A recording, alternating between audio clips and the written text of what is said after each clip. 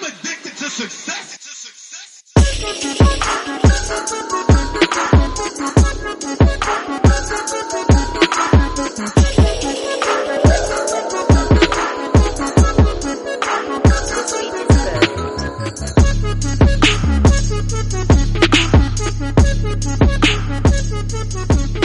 What's up? What's up? What's up? Welcome to your new favorite podcast, The Ain't Shit Show, the home of booze, views, and unpopular opinions. I want to thank y'all for joining us for episode 56. Yeah. Episode 56 is with me. My name is Fresh, and I'm one half of the pod gods, and with me I have the best man in all the podcast land, Mr. B here. Yeah. What up, party people? Hope y'all all right. What up, B? Y'all all right? Missed y'all. I missed them too, man. I missed them too. We recorded early the week before, and then life kind of got in the way for us last week. Yeah. We didn't record, but I actually missed recording. It started feeling like a long time. You know what I mean? Like, right. Wait a minute. So yeah, we actually do miss y'all. Yeah, definitely a gap in my week, but it actually was kind of refreshing too, not to have to record. You know what I mean? Because it's only refreshing for me, like that day, like that Tuesday or that Wednesday, but then like by Saturday, I'll be like, damn, I wish you would have recorded this week. Like, I be having shit I be wanting to say and shit. But, yeah. We back. We missed y'all. Happy Hove Day. Indeed. Happy Hove Day. Happy Hove Day. To the GOAT. To the GOAT, the greatest to ever do it. Mr. Carter is 49 years old. Top 3 Hove albums. Go. Hard Knock Life, Blueprint, and Reasonable Doubt. I'm going with American Gangster. Hard Knock Life. We agree on Hard Knock Life. And I said that it was a tie between 444 and the Black Album. Good joints on both of those. It was a tie. Best collab album. Oh, Dynasty for me all day. Like by far. Cause it had everybody. I mean, it had like vintage Beans, had vintage Bleak. I used to be a super Bleak fan, and Super I used to love Bleak too. One of my favorite Bleak used songs to go in. Like the song about their pops and shit, you know what I mean? So like that shit, yeah. How I go? About they pops? Daddy, where you been? Okay. You know, like my favorite Bleak song is Is That Bleak, Your Bitch? That was Beans and Hove, but yeah, but my favorite Bleak, so you mentioned Bleak, and I used to be a big Bleak fan like back in the day or whatever. And Is That Your Chick is still my shit. But that was like a Hove song, then it became a Bleak song, and then it appeared on like Bleak album, right? Actually, it's a funny thing, because I was listening to Timberland Drink Champs and shit, and that song, he had actually gave that shit to Puff. And he was like, that was the first time that he like ever encountered like some, he didn't know what to do type shit, because that song like I don't know if Puff bought it necessarily, but it was Puff's song, and Jay had heard it like in the shuffle of him just playing like random beats and shit, and was like, yo, I need that. And he was like, all right. And then before he knew it, that shit was that's your chick. And then he was like, he didn't say what happened, like the specifics as to like how it got ironed out, but he was like, that was the first time that he like realized that like, you know, his business part was kind of fucked up, because he had never really had to deal with that shit before. Nah. So yeah, it was pretty good. Damn, double sold the beat and shit. Yeah, it was pretty dope interview. Hey, I fucked with that song. Missy was on that shit. Hov was still taking shots at Nas on that joint. Like that was a good song. The beat was crazy. Yeah. I'm trying to think if I knew that was a Timberland beat. I want to say that I did. I don't know. Timberland used to kill it. But Watch the Throne is my best collab album. I love Watch the Throne. Watch the Throne we talked about this before, is in my top 2 favorite concerts that I went to. And I know that was partly due to Kanye and his theatrics. It was just a more theatrical, Hove show than I was used to. And it was dope with all the fucking lights and damn coming up out the middle of they came up from like on these platforms, these digital platforms, like in the middle of the crowd and shit like that. That shit was dope. It kind of gives me a throwback to, it kind of puts me in mind to, Drake concert that's going on right now. Has that wrapped up? Yeah, it should have been over. Oh, okay. Not been over. Yeah, like maybe 2 weeks ago. Okay, 2-3 weeks ago. You said that shit like, oh, that shit was over in the summertime. Oh, no. I mean, it should have been over. You know how much shit happened in 2-3 weeks? That's true. But yeah, Drake got the whole like digital stage and shit. And like Hov and them had like a smaller version of that where they was standing on top of that shit. But yeah. That shit was dope as fuck. That's hard. I ain't get to make that one. I was like, man, I'm not paying that much to go see Drake. But then when I was seeing like clips of this shit on like social media and shit, I was like, yeah, that joint look lit as fuck. Yeah, I definitely I might have missed out on that shit. I'm mad I ain't get that shit. Ain't come close to me though. I don't even think it came to Charlotte if I ain't mistaken. Did it come to Charlotte? I think it didn't. Damn it, man. But niggas be sleeping on Best of Both Worlds. That first Best of Both Worlds with R. Kelly was my shit. It's good. Had some great songs on it for sure. And that's back in the day when albums used to leak and shit.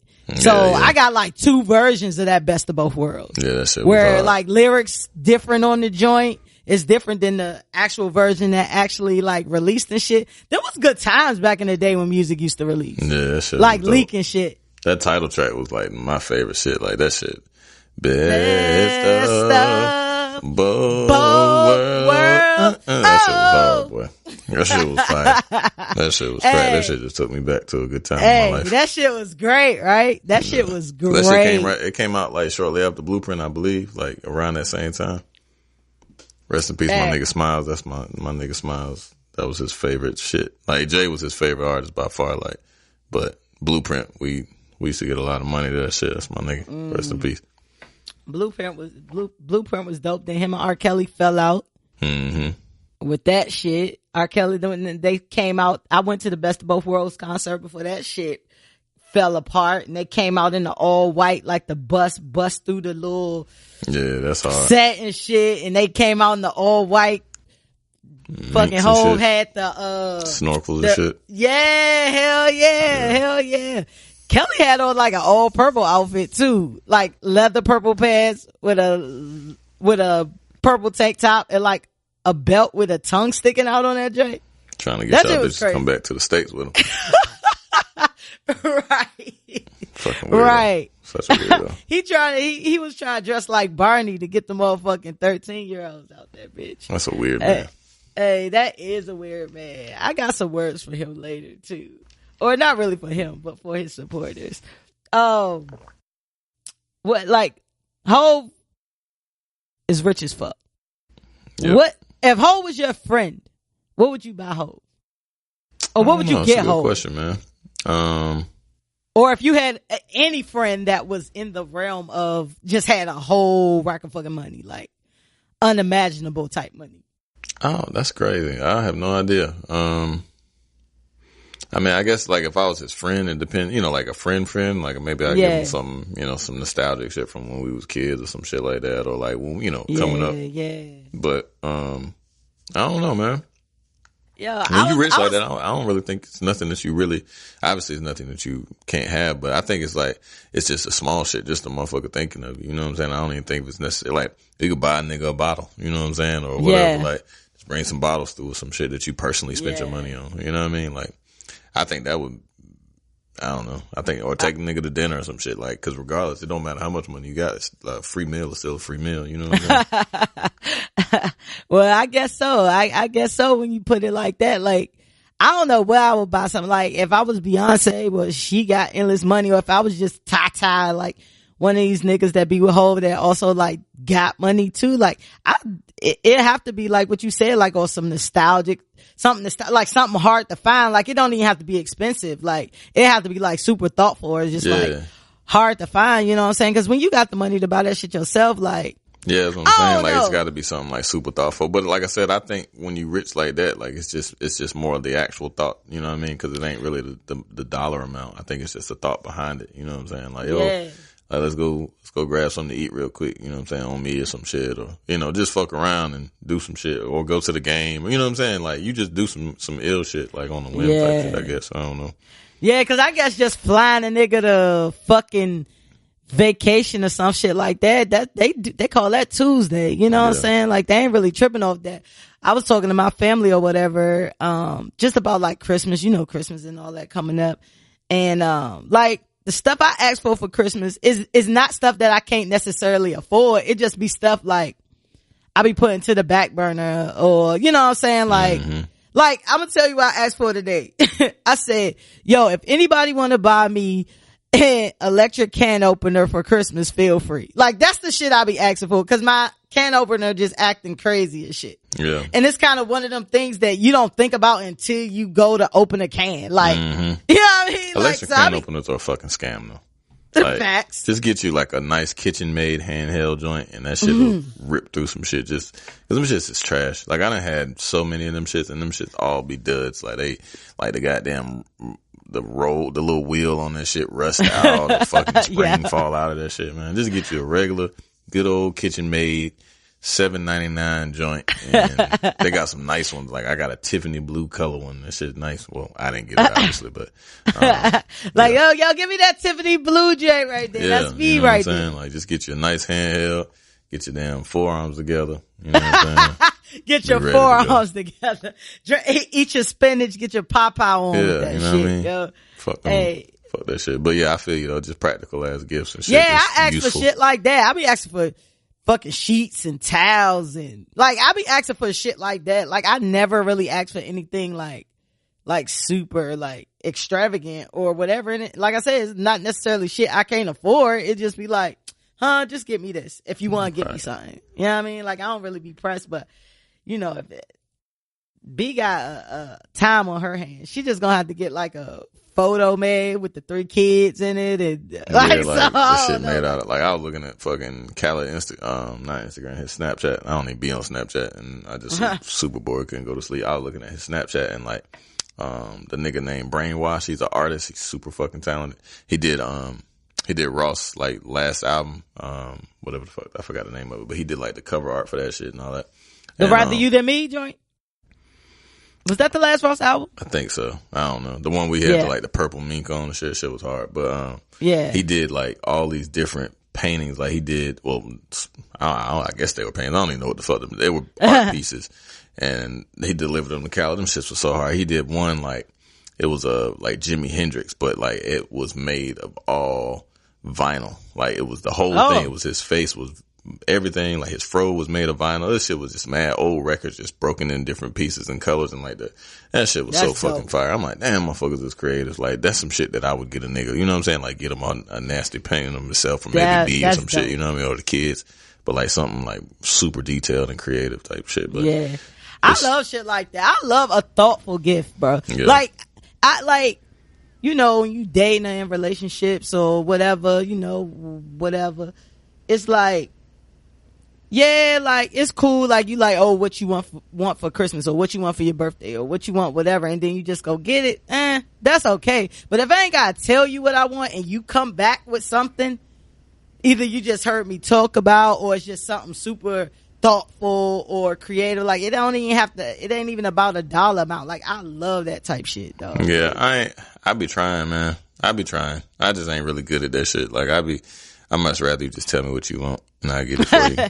I be trying. I mean, I've done, you know, thoughtful gifts as I think about it, but I much rather you give me like several things that you like and I'll just go pick out a few. See, that's the easy part. Like, if you like, I don't understand how you talk to somebody all day, every day, like your wife or your friend or whoever. You talk to them all day, every day, and they constantly talk about shit. How you not pick up shit that they might like or they might want? Now, I know some thoughtful men. I mean, y'all probably not in the majority, of course. Yes, so you probably are in the majority of men who don't think like that. But it's women too that's like that. Like, what you want? And then they go get it. Now, I'm gonna appreciate it and I'm gonna take it. Don't get it twisted. Yeah. You know what I'm saying? But if I don't have to tell you that, like, it just holds more weight to me. Like, cause that's how I try to be. Like, I try to get people thoughtful gifts. You know what I mean? Like, because most people can't afford the shit that they want, or most people that I'm around outside of like my family members, but like my friends and, you know what I mean, if I'm dating or whatever, most of the time they can afford whatever that they want, you know what I'm saying? But I don't know, a thoughtful gift just goes a long way. Speaking of thoughtful though, we have had some time. How was your Thanksgiving? Thanksgiving was great, man. Went to my wife's family's house in Oxford on Thanksgiving Day. We fried 2 turkeys. I had one for the house, one for the actual dinner. And I just brought one back because I had bought a turkey and shit. And that shit was so fire. That shit was good as fuck. But yeah, it was good. The whole week was good. You know, I was off the whole week, so I was just cold chilling, doing a bunch of different random shit. Yeah. And, it was good, man. You was off the whole week?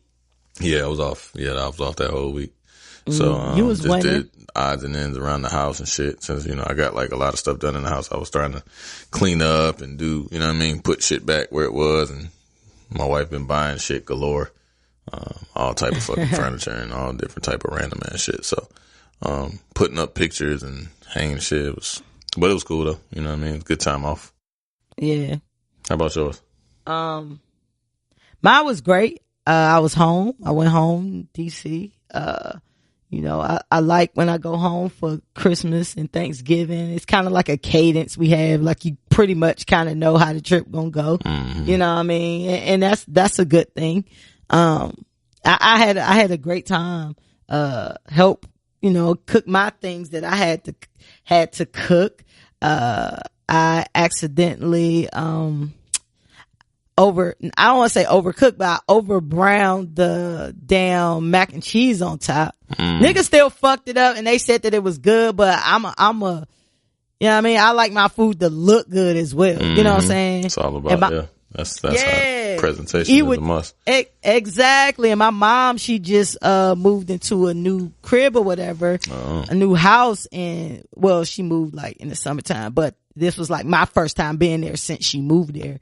But she got like, it was a house and it was like totally like remodeled. So like everything in the shit is top of the line and the digital and like all new type shit. So when I tell you this motherfucking stove get hot quick. Was it gas stove? Nah, electric junk. Electric junk. Like, I forgot who make the junk, but the junk get hot like the eyes, everything get hot super quick. Like you talking about boiling water in like a minute or two. Like the shit gets super hot and it even has like an eye on the shit. I don't have that in my crib. So y'all who have this shit, y'all probably like, that shit been hot. Like you late. But for me, she had like the eye that was like said boil on it. You know what I mean? And it like gets super hot, like super quick, but the oven gets super hot, you know, quick too. So anyway, it just kind of pissed me off because, you know, mac and cheese take a lot of fucking time to put together if you doing it right. Yeah. You know what I'm saying? Then you putting it in the oven so the shit can marry and you almost there like you good. And then you say, you know what? I'm gonna get it just a little bit more brown at the top. And then I fucking got distracted doing something else. And I was like, oh shit. So then I took the joint off and I'm like pissed or whatever. You know, niggas try to make you feel good. Like, nah, I like my joint. I mean, it wasn't burnt. It just wasn't up to my standards. You know crispy. What I'm saying? A little black. Yeah, like on the top, it was just a little bit brown. I mean, it was still, you know, yellow, orangey, whatever color cheese supposed to be, but it just wasn't. I just like the shit to get like a little golden. That shit was too far for me, but they fucked the whole joint up. Everything went gone. The kids said it was good. If the kids tell me it's good, I believe them because kids will hurt your feelings. For sure. For sure. But you know, I had a good time. You know, took a couple walks on Thanksgiving. You know, you take with the cousins and the siblings when you walk outside. That's why we fry turkeys. I just stand outside, fry turkeys, listen to music and smoke weed and drink. I got fucked up actually. It was so cold. You was outside? It was cold in North Carolina too. It wasn't that cold. It was cool. I mean, it got cold once the sun went down, but like around 1, 2 when we was cooking the turkeys, it was cool. Oh, no, we was taking these trips after 5 when it was, cause we don't eat till like 7. Oh yeah, we eat early. We eat early, like 2 or 3. We eat as soon as the turkey done, cause everything be done. Everything was fucking awesome too. That shit was good as fuck. My aunt can cook like shit. It's not mine. It's my wife's aunt, but it's mine. That's your aunt now. She can cook like fuck. So that shit was hitting. Right. It was like 30 degrees in DC, bro. Yeah. Like, it was cold as a bitch. It's been cold winter already, man. Or fall, I guess. Sunday it was great. Sunday was great. Was it great? Yeah, Sunday and Monday were good, but now it's cold again. Yeah, it was cold as a bitch, but I had a good time at home. And you know, that was great. Came back late on a Monday, and you know, my flight was delayed and shit, so I got back like super late. I hate that shit. I had to go to Jacksonville, Florida for work last Wednesday, which is one of the reasons we didn't record.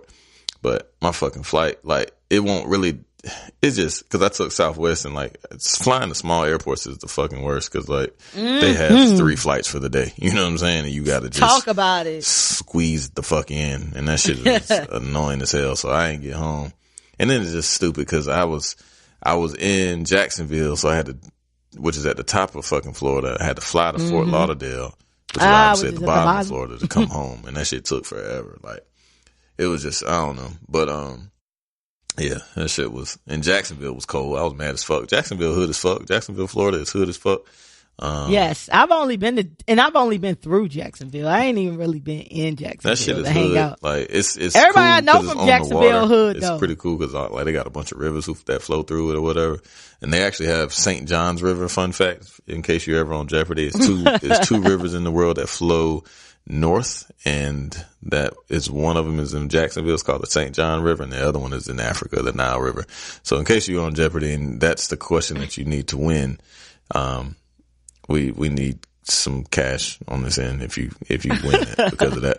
But yeah, yes, other than please. that, it was like hood as fuck. Like, it's like downtown, nigga. It was fucking homeless people fucking everywhere. I'm like, goddamn, like, it was a big ass park full of homeless. Like, I'm talking about like 1,000 homeless people. That shit was wild. Like, I ain't seen a lot of homeless people like that, and I didn't expect to see it there. You know what I'm saying? Oh yeah, you need to come to certain parts of Atlanta and DC. Oh yeah, I'm see a whole bunch like, of but like Jacksonville ain't the biggest city, and you know what I'm saying? Like, in terms of like, you know, population, where it's not, homeless motherfuckers is all over DC and Atlanta. Listen, I said, look, I had this plan, like, if I ever become homeless, like, I got a plan, like, yo, first of all, if I'm ever homeless, I'm finding my way to Miami or someplace that's warm all year. Like, going there, you know what I mean? Cause being somewhere that's cold is ass. And then I said, I'll pay like, for my gym right now, like, I pay like $10 or whatever. It's like $10 a month. So I was like, I'll just get a gym membership, go shower and shit in the gym, hang out in the gym, watch fucking TV and shit, work out. And then go to hotels that got like, the fucking continental breakfast. Oh, fat. I always say that. Like, if I ever get fucked up in the game, I'm definitely going to get some continental breakfast for somewhere like that. Like, just walk up in that motherfucker about 6:30, 7 o'clock. You know what I mean? Fix me a little plate. Right. Pull the newspaper out. Don't even read the goddamn news. Just Give look me some right. cantaloupe, You know some fucking honeydew. The little funky hey, waffles if and you shit. eat once a day, you good. You know what I'm saying? If you eat once a day, you good. Yeah.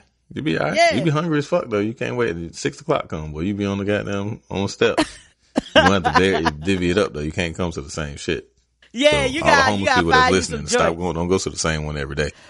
For all the homeless people with iPhones and Androids and computers that's listening to us, them niggas do be having all that shit. They be standing right underneath the bridge asking for some shit. Facts. And they sure never go pay their phone bill as soon as they get off from standing on the corner. Listen, if you homeless and you standing there and you in a populated place and hundreds and thousands of people are passing you a day, even if 1 out of every 50 people give you $1, you making a living, I feel and like. the presentation is key. Please don't have no fucking haircut when you ask for money. Right. You know what I'm saying? Like, right. I mean, don't I'm have not no saying fresh that like kicks, you don't deserve no to have a haircut. manicures and shit. But just chill. Like, if you're gonna have a haircut, go on vacation. You know what I'm saying? Like, go on like a homeless vacation where you're not asking, because the presentation is everything. I'm not giving you a fucking anything if you have a nice fresh haircut. Sorry, I'm not doing it. Like, or if your shoes new and fresh. Yeah, like, come on, bro. Like you got on the new fucking J's. Have your play shoes. Put your play shoes on when you fucking going to, homeless people, put your play shoes on. Yeah, put your play shoes on. Put them shits up. When you step out, then you can, know what I mean? When you go to the homeless gathering, then you can, know what I mean? Do your thing. Step out. Hey, and be straight up about what you want. If you want money from me, I'd rather you just be straight up. Just tell me what you want. Tell me you trying to get some drugs. Tell me you trying to get a beer. Don't say you trying to get some food and you know you trying to get some crack. For sure. Like, just be straight up. Cause I be respecting niggas' honesty, because DC and Atlanta, some niggas will come up to you and be like, look, no, this was going on. I just need $1 cause I'm trying to whatever. All right, man. Just cause you was honest, here you go. Go fuck your life up with that $1. Right. Yeah, I mean, like, versus you like, I'm so hungry. And you be like, all right, let me buy you some food. And you like, nah, I don't want no food. Can you give me some money? Nope, you're not getting nothing now. Cause you just lied. I remember, boy, it was a homeless nigga. I had like some leftover plate from like some Jamaican spot. I had like some plantains and shit. Matter of fact, it was from, this fucking Peruvian chicken spot called, Mommy Nora's and shit be fire. And they like had plantain, like a shout whole, out like, Peruvian chicken. That shit is the fucking greatest. I'm about to go there tomorrow.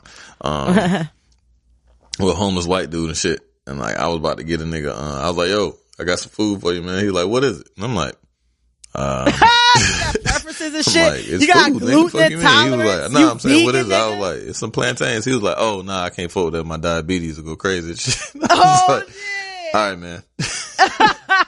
Nah, I had a girl walk up to me. Choosy. Clearly, that shit was wild. I went to Sweet Auburn Seafood for their brunch. They got a dope brunch. If you in the Atlanta area, go there. They didn't pay us for that, but the shit fire. They had fucking fried salmon. Wow. Name a place you can go to get fried salmon. Like, I'm not sure. I'm not even a big salmon guy, so. Really? I love I'm not salmon. a salmon guy. It's like a textural thing for me. Really? I love salmon. Salmon is like probably my favorite fish. But salmon is very easy to overcook and dry out. So that's why you don't find it fried. Yeah. Because you can fuck that shit up real quick. But they have a fried salmon. Anyway, this was my first time getting this fried salmon. My homie put me on like, yo, fried salmon, boom, boom, boom, boom, boom.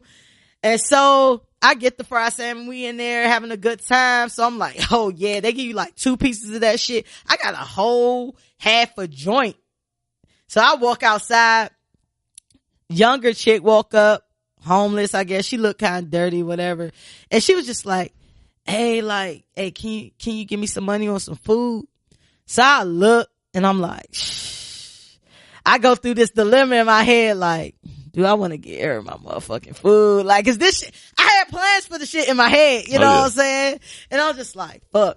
I was like, I mean, I got some food right here. You want it? And she was like, yes, please, please, please. And I was like, man, here you go. So I gave her the shit and I walked away, and I was in between feeling good about doing something good and not having my food for later. I was like, yeah, fuck, bro. Like, I wanted that shit. I gotta go back and Did she turn around? Did you turn around and see if she was fucking it up? If she was fucking it up right then, I wouldn't even trip like, damn, she was hungry as hell. Nah, I just kept it moving. Like, I'm hoping that if she took my food. Allergy first. You stand in front of Sweet Auburn seafood, so I'm assuming that you good, but I know if I see her again, she looking like fucking Hitch. Yeah. But yeah, man, that should be crazy. I meant to ask you because we talked about this on the last show, and then we kind of text each other about it. You been watching Love and Hip Hop? I watched the first one. Yeah, I watched the first episode. Oh, you didn't watch the second jump? I watched a little bit of it last night, but it was too girly. I don't even think Joe was on that one, so I was like, yeah, I'm cool. And Santana, Santana, why are you on TV with no bottom teeth? Like, you ain't got. Why do Jewels look like he can tell you where all the best soups is at? That motherfucker, man. Like, bro, you whistling Dixie. Like, you got them. Yo, his lips look like they don't have nothing to lean on. Bruh, he ain't got no bottom teeth. They don't. Right? So the backstory with that is, for y'all who don't watch Love and Hip Hop, Jewels basically either said or kind of alluded to the fact that he was doing like lean and doing these drugs and shit, like it fucked up his teeth. I didn't know Jewels was like on drugs that heavy. I mean, he it's said not like I just keep up with Jewel. His teeth were fucked up before, which he had to have a bunch of dental work, and that's how he got prescribed the Percocets, which that got right. But that's what gave him the drug problem. But he said, and I don't know if he said on the show or I read it later because I definitely looked that shit up. He said that him doing like lean and shit like that fucked up his teeth, but he got hooked on the Percocets and shit. After that, which maybe I believe, maybe I don't, you know what I'm saying? Cause them niggas do Percocets and shit for fun anyway. You know what I'm saying? You take 3 Percocets in a row, your ass damn near hooked. Them shit is addictive. Yeah, I try to stay away from, thank God I never, I've been prescribed some shit that I just never took just because I'm scared of that shit. You know what I'm saying? But I felt like my pain wasn't nothing that I couldn't do a combo of ibuprofen and acetaminophen for. You know what I'm saying? But that shit was crazy, bro. Like, he looked crazy. Bro, that nigga ain't got no bottom teeth on TV. Ain't no goddamn way. You were like a super, well, I ain't gonna say, but you was a black superstar. Like, and you ain't got no teeth at the bottom. Like, none. And you just on TV with no teeth. Yeah, like, and then you got these like brand new up top teeth. You know what I'm saying? That's but no bottom teeth. Yo. You think something fucked, so my whole thing is like, do you think something was fucked up with his gums? Why he don't have no dentures on the bottom? I don't know. My white boy John ain't got no teeth, and like he keeps some.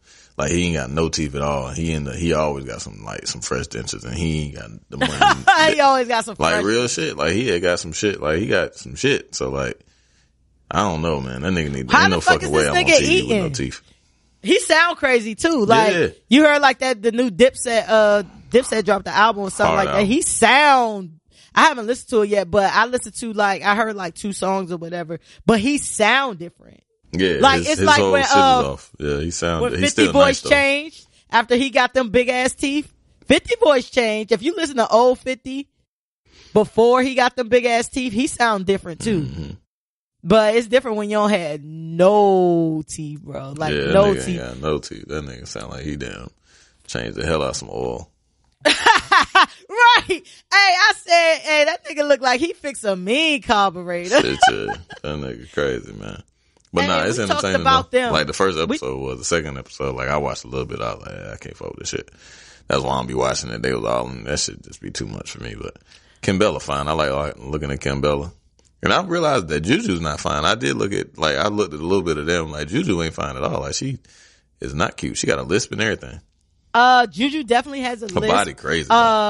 Juju is, you gotta catch her. Like with some people, it's about they hair for me. Like Kimbella, I could do without Kimbella for real. I don't, her proportions don't match up to me. Like it's not appealing. I don't know. She's not that appealing to me, but when she has a certain hairstyle, like when she have her hair like long, I don't like that curly shit. I don't know. Maybe it draws too much attention to her face. I don't know, but Juju is definitely, her head is shaped funny.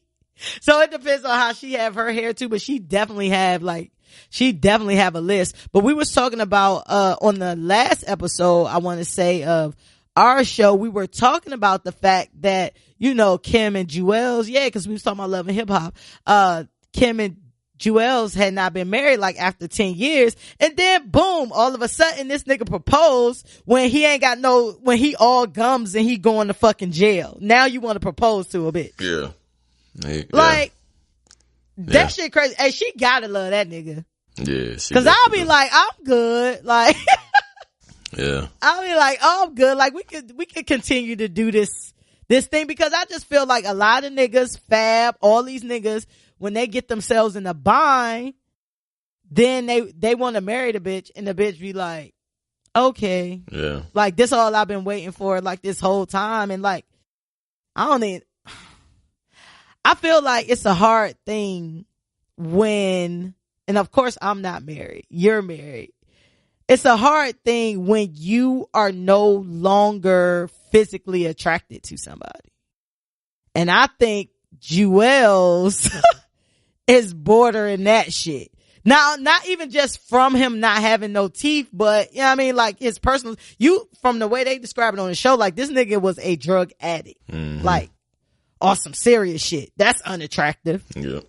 Then all your fucking teeth gone. And then you still out here trying to live like a rock star and lead me on.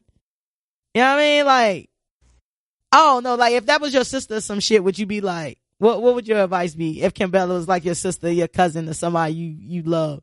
I mean, it's tough. I mean, like, you know, relationships are crazy. Like, people go through crazy relationships. I just tell her, like, I mean, as long as, emotional, obviously, abuse is just as prevalent as physical and mental abuse and all that shit. But I agree. I mean, you gotta, sometimes it's worth sticking out, you know what I mean? Sticking through the storms, like, you know, sometimes that shit makes it for a greater relationship. They got 2 kids, you know what I mean? He take care of her other kids. I mean, Kimbella ain't working, you know what I mean? Like, she ain't got no job. So, bro, like, essentially is the breadwinner, you know what I'm saying? So it's kind of hard to say that too, you know what I'm saying? Like, where you gonna go? Like, when you got don't man up or woman up, whatever the situation is. Like, when you in a fucking bind, like, that shit just blows me. You know what I'm saying? Like, if you wasn't in this particular situation, would you be trying to marry me? Oh yeah, or I mean, would that you be too. trying to be? I would with definitely, me? You know what I'm saying? Like, damn, nigga just want to marry you now, huh? But I mean, motherfucker gonna do what they want to do. You know what I'm saying? Like, facts. You can talk to you blue in the face. I saw some quote or something, and I think I posted it in my story because it was real. I forget exactly how it went, but it was like, you know, don't think you have to go through a whole bunch of shit just to be celebrated. You know what I'm saying? Like, I was having conversations and shit while I was at home, and, you know, people that I know going through shit that they don't have to go through, shit that not like they person just falling on hard times or whatever, you know what I'm saying? But the person just treat them like shit. You know what I'm saying? People feel like, you know what I'm saying? Like, everybody ain't perfect, whatever. Listen, don't ever, I don't give a fuck who they are. I don't give a fuck how long you been with them. Like, don't think you have to be in a constant storm in order to have some light on the end. You know what I mean? Like, think about yourself. Like, fuck everybody who, if a nigga or a chick don't fucking appreciate you, don't be sitting around waiting until they lose their teeth and they gotta go to jail to fucking appreciate you. Right. Or whatever the case may be. Like, that shit is crazy. And I feel like, especially in the black community, like, that's kind of pushed, especially on women. You know what I'm saying? Like, boys gonna be boys or men gonna be men. Like, you just gotta wait till he grow up. Why women always gotta wait till a nigga grow up? They don't. They just choose to. Right. But that's what's being put on them. Like, in society, that's what it is. You know what I'm saying? I'm sure other races go through that shit too, cause it is a boys will be boys type thing. But especially like in the black community, it's just like, you know, niggas just need time to grow up and whatever. Like, that's what his mama was for. Like, you shouldn't be raising no nigga. And then, like, by the time you raise this nigga, man. Tell him, B. Michelle. Like, I fucking hated that song. But, you know, like, that's the crazy thing. Like, women like, I gotta take this clay and make it into something. Yeah. You know what I'm saying? I mean, women have that motherly nurturing shit, though. You know what I mean? Where they want to kind of, like, get on the ground level and women do have a problem where they always want to fix some shit. Yeah. So, I mean, it's, women always want to take on a fucking project. Mm-hmm. Y'all stop taking on fucking projects. That's why y'all giving these niggas all this opportunity, because he know you gonna want to take on the project. Yep. He know you gonna want to deal with his shit for a long time. You know what I'm saying? Because you love him. And when a lot of women, not all women, when I say that, of course there are outliers, but I'm just talking about the majority. You know what I'm saying? Like, they want to show that they made something. And then, you know, he know you gonna deal with it. Like, you know, of course I cheated for the 15th time. But, you know, I'm just trying to get to where I need to be. But you wait until you're no longer desirable, you fat, you fucking old, you got a fucking pot belly, you fucking losing your teeth, you about to go to jail, and then you want to marry somebody. Hey, ladies, all I'm saying is know your worth. That's all. That's what that whole rant was about. Jewel's thinking he innocent. I asked you about that. Why the fuck do he think he innocent? Yeah, I don't get that. I have no idea. Like, why are you battling between 5 years and a year and a half? I feel like you just need to take that year and a half and go on about your business. Yeah, because I don't get it. Like, what are you not guilty of? Like, you had a gun in your bag and it was your gun and you left the airport. Right, and that excuse he gave was mad whack. What was the excuse he gave? He said that he was high and he just left it in the bag. Well, he said that too. Well, he didn't say why the gun was in the bag, but what he said as to why he left was he said the authorities said that they needed to check his bag further. He said he knew he had a warrant in New Jersey for some other shit, so he just left. That don't make no sense. Because my whole thing about it is my bag been checked several times at the airport. If you know you didn't have no shit in your bag, they just check your fucking bag. They look through it, then they give it back to you. Then you go about your business. So like, that's why it didn't make sense to me why you left. It's not like they check your bag, ain't shit in it. And then they say, oh, let me see if you have warrants. When they got a whole fucking line of other people trying to get through TSA, you knew you had, I mean, it might have hit you once they said, let me check your bag. But I don't feel like you just left because you had a warrant. Like the shit didn't match up to me. And at the end of the day, the shit happened, dog. But it's no like, checking your bag when you check, like when you're doing like the fucking going through TSA and you put your bag on the shit, it's no checking your bag. Like gonna see a fucking gun in there. You know what I'm saying? Like, right. Like that shit was stupid. Cause like, unless he was like trying to put that shit underneath the plane or wherever the fuck that shit goes. Like, I mean, he could have legitimately forgot. You know what I'm saying? That I don't own a gun, so I can't really speak to it. I own guns. But like, are you just putting your guns in bad places where you don't know where your gun is majority of the time? That nigga, he told the truth. He was high as fuck and he didn't know what the fuck was going on. That's what the fuck. Yeah. That was what the truth was. Yeah. He just forgot that shit was in there. And he was high as hell trying to go somewhere and that shit didn't pan out. Cause if you put your shit on that little conveyor belt, when you take your shoes off, and they goddamn, that shit gonna go off. Cause I be looking at motherfuckers' bag when they come through. Cause I be scared. I be looking for my shit like, damn, what the fuck? Like, over there ain't got no shit in that motherfucker that like, I forgot just on the strength. But cause you see that little x-ray thing that they got, you know what I'm saying? They shit clear as day through there. So. My shit always gets stopped because I keep like anything of valuable on me. Like I don't check it when I check it. So like I got like mad watches and stuff like that. So when I take watches, I put it in my book bag and my computer being there, like my watches or whatever. So it looked like a big ball of like metal in my bag. And sometimes I forget to take it out and just put it out just cause I don't want to hold myself up. You know what I'm saying? But they check my shit and then they get the shit back to me. So I think he's a little bit, he feel like whether what he's saying is true or false, he feel like he is innocent. I'm assuming because of his intent. Like, nah, I didn't leave because the gun was in the bag. I left because of whatever. The law don't give a fuck about that. You brought a fucking gun into you know how many a niggas fucking kill somebody airport. by accident, nigga? Like, facts. That shit don't mean nothing. Like, I did a whole lot of fuck shit by accident that could have landed me in jail. Thankfully it didn't, but like, it's plenty of motherfuckers who done did a whole bunch of accidental shit. Like when you got behind the wheel of your car when you were drunk, that shit was by accident. You didn't mean to get caught. Right. Like, right. Nah, you right about nigga, that shit don't mean nothing. There's plenty of niggas in jail for accidents. So my conclusion is that Joe Budden has erectile dysfunction. What do you think is with that? So I can't really. I mean, he got a dick hard. Do you know that erectile dysfunction can go in and out? That baby is also fucking almost one. So a lot of shit can happen with that. You know, we used to work with with an insurance company, and I used to talk to mad niggas who used to be mad because they couldn't get their fucking ED meds and shit like that. Sure. But you know, like erectile dysfunction can also be caused by mental shit like stress or all that shit. Like Joe working a whole bunch of jobs, like, and all that shit. Tell me, what do you think the problem is? Why he don't want to have sex with his attractive girlfriend? Man, nigga just might not feel like fucking. Like, I mean, I done been. Is that normal for a nigga that don't feel like fucking a 26-year-old that's attractive? Like, especially for a nigga like Joe Budden. It sounds like they ain't been fucking for a while. Yeah, I don't know. I mean, she said they went, I don't know.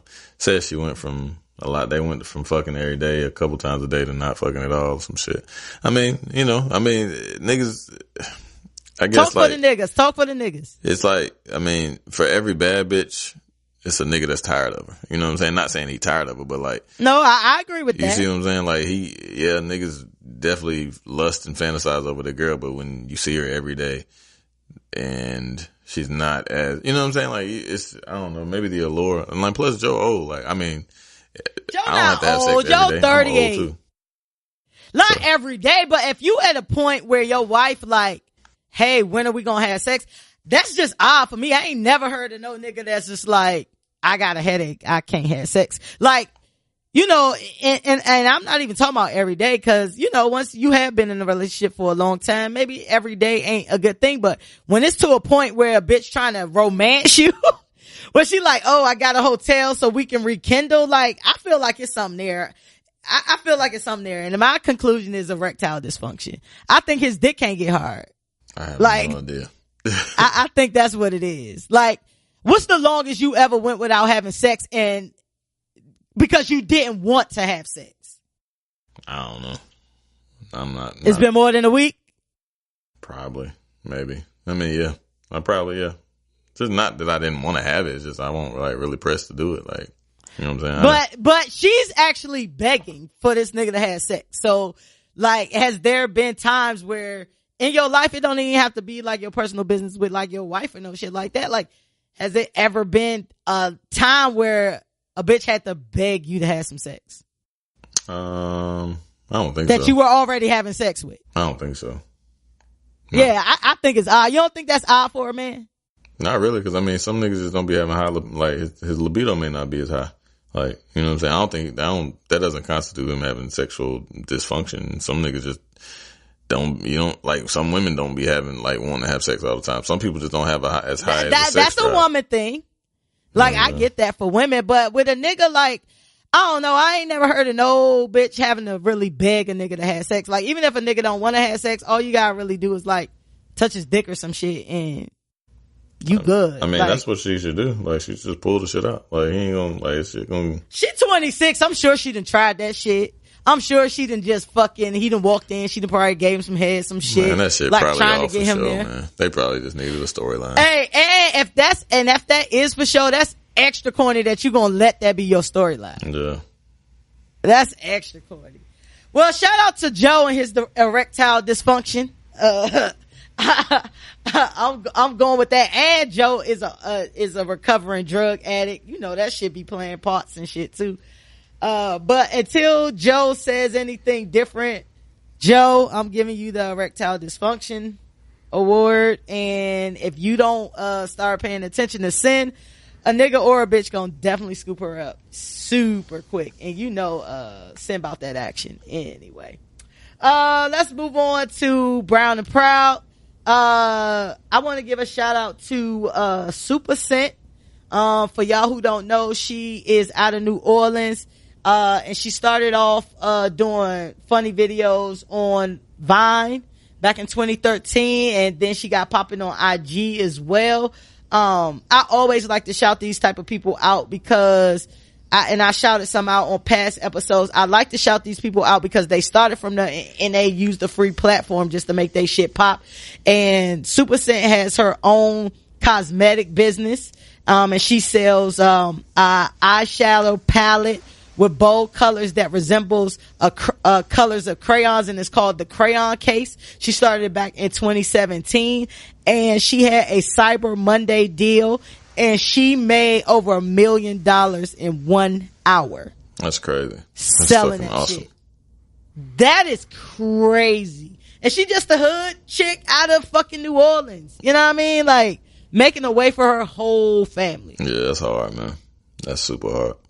That's crazy. That's dope as fuck. Like, it shit like that be like, yo, first, you ain't doing enough. Like, you ain't getting enough money out here. Like, it's ways to get money. I just gotta find my way to get, like, I need a meal. Yeah, I need a meal after taxes.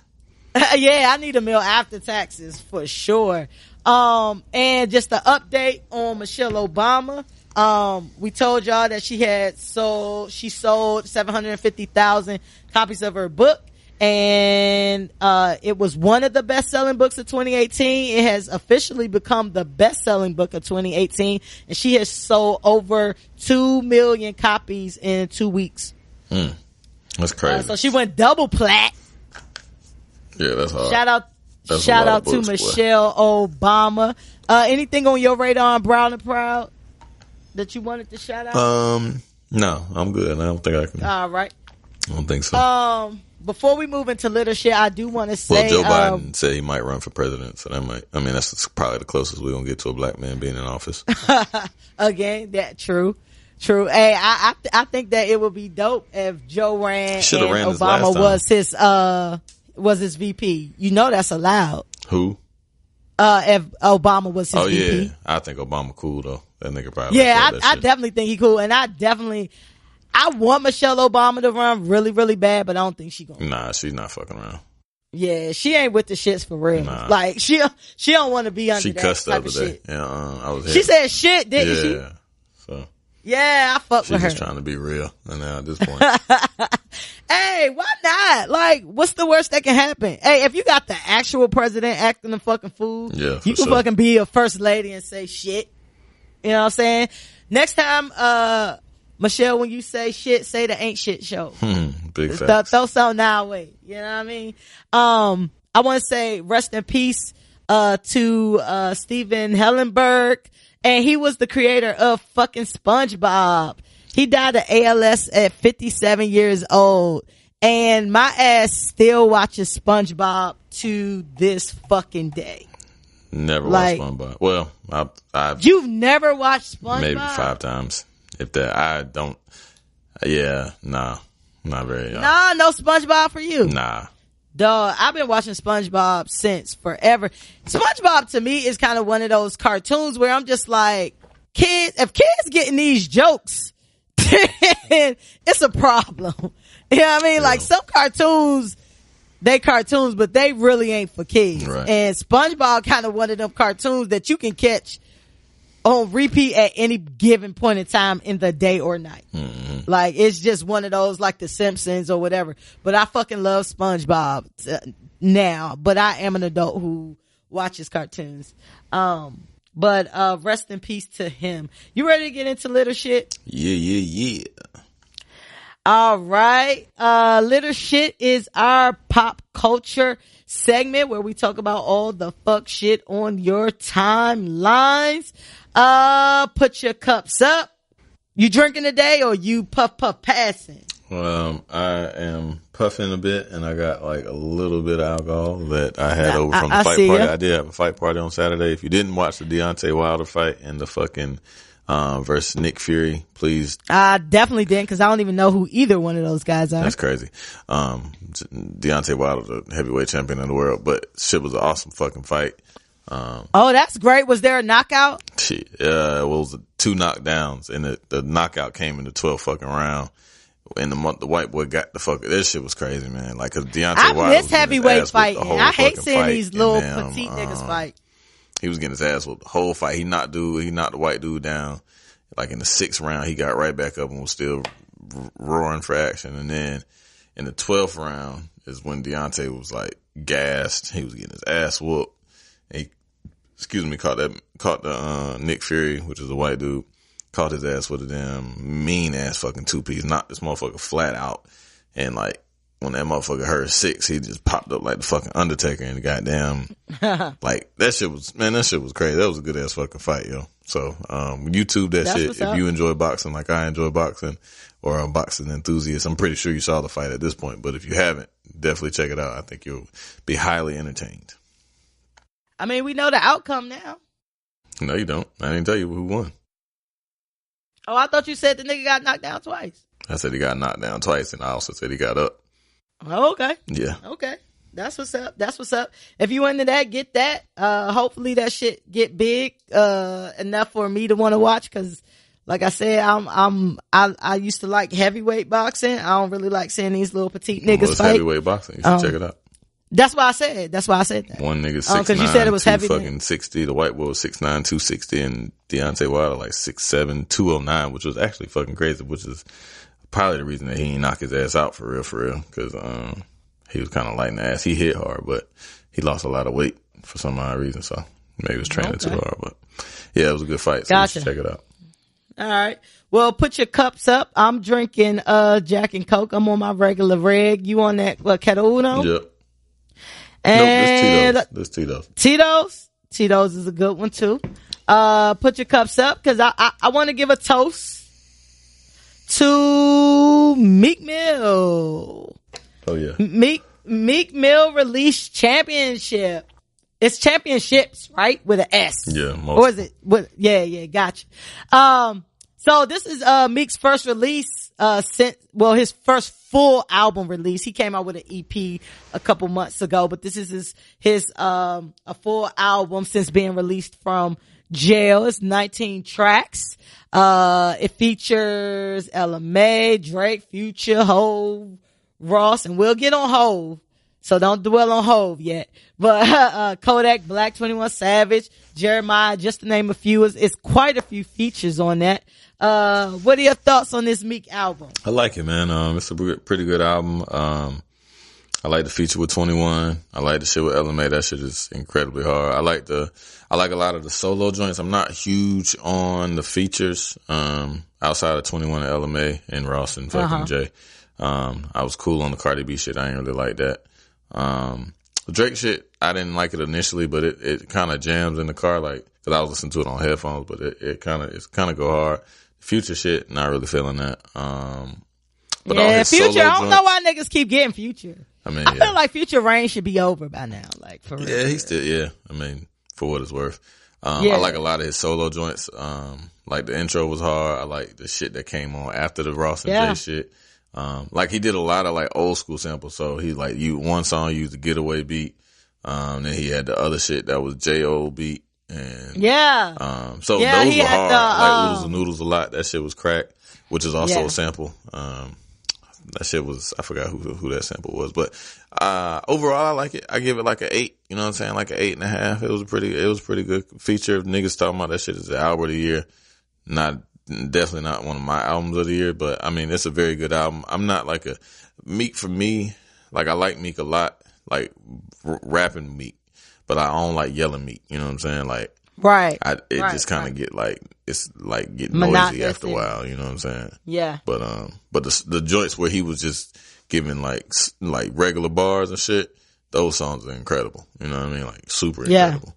So yeah. Yeah. So y'all done heard me on this podcast over the past year.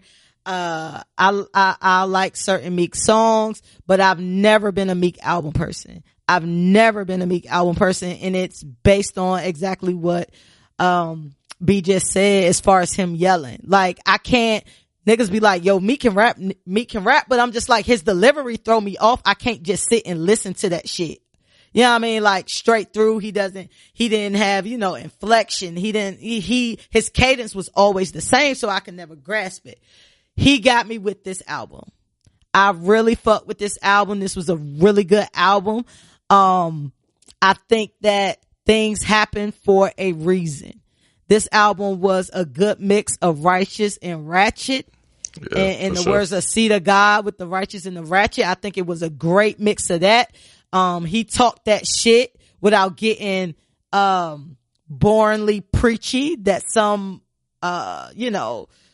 conscious rappers tend to go into that and they get super preachy and they kind of throw you off. I think that it was really good. I think that all things happen for a reason. I feel like sometimes, you know what I'm saying, sometimes you have to shake shit up in order for shit to fall into place. And I understand that, jail is not anything that anybody wants to do, but if that's a part of the journey for you to get here, because now you the fucking poster child for criminal justice reform. Mm-hmm. You know what I mean? Like, you made this album. It was no way I feel like Meek could have made this particular body of work without going through the shit that he went through. Right. In the past 2 years. I feel like he experimented with his flows. I was able to grasp the shit that he was saying. This is by far my favorite Meek album. Oh yeah. Big facts. my favorite Meek album, period. And I listened to it and it was hardly any skips. Like, I like the joint, the Almost Slip joint, where he talk about fucking with a bitch with too many miles on her. Is that the one he was singing and shit? Like, kind of like harmonizing? Yeah, a little bit. And that was the thing that I really didn't like about it. I don't really like when they just put that auto tune on niggas and just had niggas kind of sing. But I like the song as a whole. I personally like the song with him and Cardi. Of course, was Free with Rick and Hove. Oodles and Noodle Babies. That shit was dope as fuck. He had a lot of good joints on there.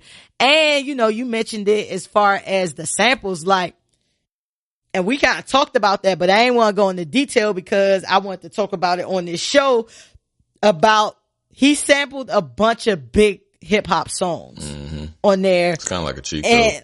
Right. Yeah. Like, is that the cheat code? He used Air Tonight by Phil Collins, and that's not a hip hop song, but that has been used in hip hop a billion times. He used the What's Beef. He used the Mobb Deep Getaway on Trauma. He used Me, Myself, and I by Beyonce on 24/7. He used the Take Me As I Am on Respect the Game, the Mary J. Blige joint. Like, he used quite a bit of flips and samples on there. Is that the cheat code? Do you feel like that's Absolutely. the cheat code? Absolutely. I mean, it's dope. Like, he did it. He dope. He did a good job of it. You know what I'm saying? But, he did a good job. I can't be mad, but like, it's always going to bring you to a place. But it also can, be a detriment to you as well, because you might be like, nah, this shit ain't, you know what I'm saying? Like, this shit ain't how it should be, or he ain't do this shit right. But he did a good job by all of them. All those songs are actually my favorites. On the joint, like, that you mentioned and shit. So, he did all right, but it definitely is a cheat code. Yeah, I think that definitely added to the allure of the album. Mm-hmm. You know what I'm saying? Whenever you can get something familiar, I told you, like, I already said, so when record exec Fresh walk into the room, like, I already like, listen, if you want to get your artist popping, all you do is you take an old song and you get them to flip it. How you think fucking, your man, French stay relevant? French got the first French song. I see the confusion on your face. He did what was that first, she a baller, the first French song that was popular. Wanna be a baller, shot calling baller. Yeah. That shit was. He did that. Yeah. Then he did the Freaks joint. True. Then he did the Pop That joint with the Luke sample. Mm-hmm. You know what I mean? Like, French always got a flip. French always got a flip, and he always got a feature. I don't feel like French could do it on his own. Like, without those two tools, I feel like French is mad overrated anyway. And it's not that I don't like French songs. I just feel like French can't carry a song by himself without one of those two things. French got a couple of those joints by himself, though. Like, what hits do French got that's by himself? He ain't got no hits. I mean, exactly. But you gotta do what you gotta do. But he got hot songs though, just because they want hits, mainstream hits. I don't really judge that shit. Just because you get like a hit don't mean shit to me. You know what I'm saying? Like, I'm more of an album kind of guy. Causes universal appeal. Like, a majority, it's easy to get a vote with a hit. You know what I mean? It's easier to say whether this was just some shit that you like versus if this was just like a wildly popular, universally liked song. So that's where the hit comes in for me. And if you don't have no hits, then you really can't get money like that unless he's not like the dopest rapper.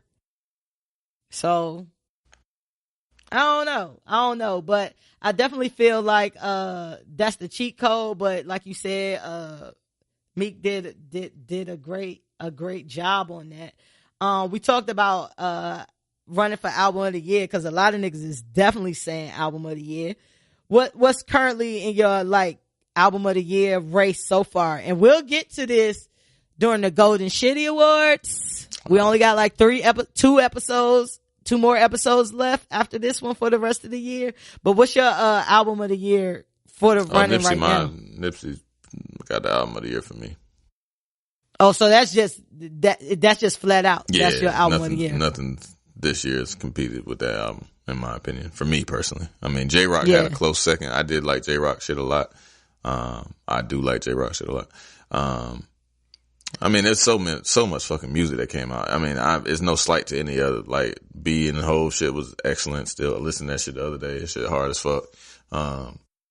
Nick Grant shit was hard. It's been a fucking smorgasbord of goddamn music. You know what I'm saying? J. Cole album was hard. Like, I listened to that shit recently. Yeah, J. Cole that shit album was super was fucking dope as hard. fuck. Like, it was way better than the last shit that he had put out before whatever that, For My Fans Only, For Your Eyes Only, whatever the fuck that shit was. Yeah. It was a really good album. It's just been a bunch. Meek album good. I definitely, it ain't better than, it's better, it's not better than any of those other albums that I mentioned personally for me. But, as far as, it ain't better than Tip album to me either.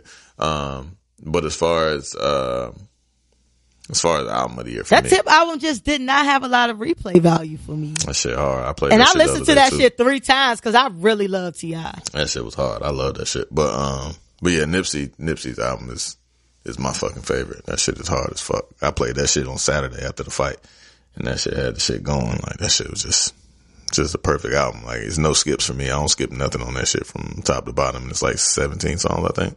So. Yeah, that's how that's how I judge my albums of the year. Like, do you have any skips on that? Yeah. Right now, my running for album of the year is still Cardi, The Carters, and Carter 5. Like, I was listening to Carter 5 the other day, and that shit just seemed to get more fire and more fire. Carter every 5 time is I hard. listen to this. It's definitely hard. Like, it's that definitely might hard. be my favorite Lil Wayne album.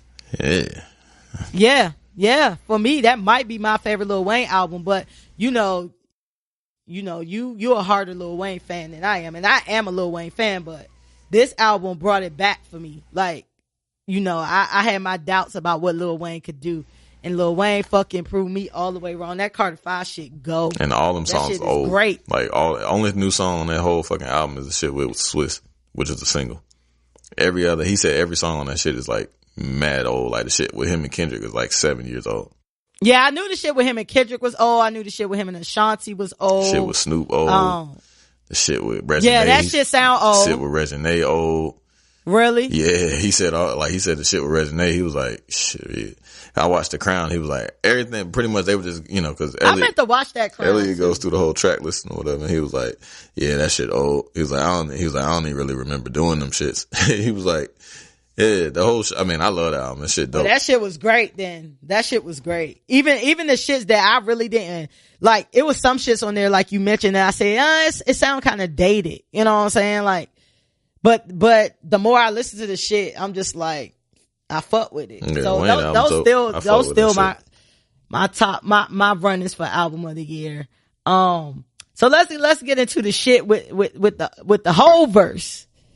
Excellent. So, best verse. Hov gave these niggas that's the 50 best song bars. That song is the best song of the year by far. Is it verse of the year? Best song, verse, like, yeah, all the above. Like, the song in general is fucking amazing.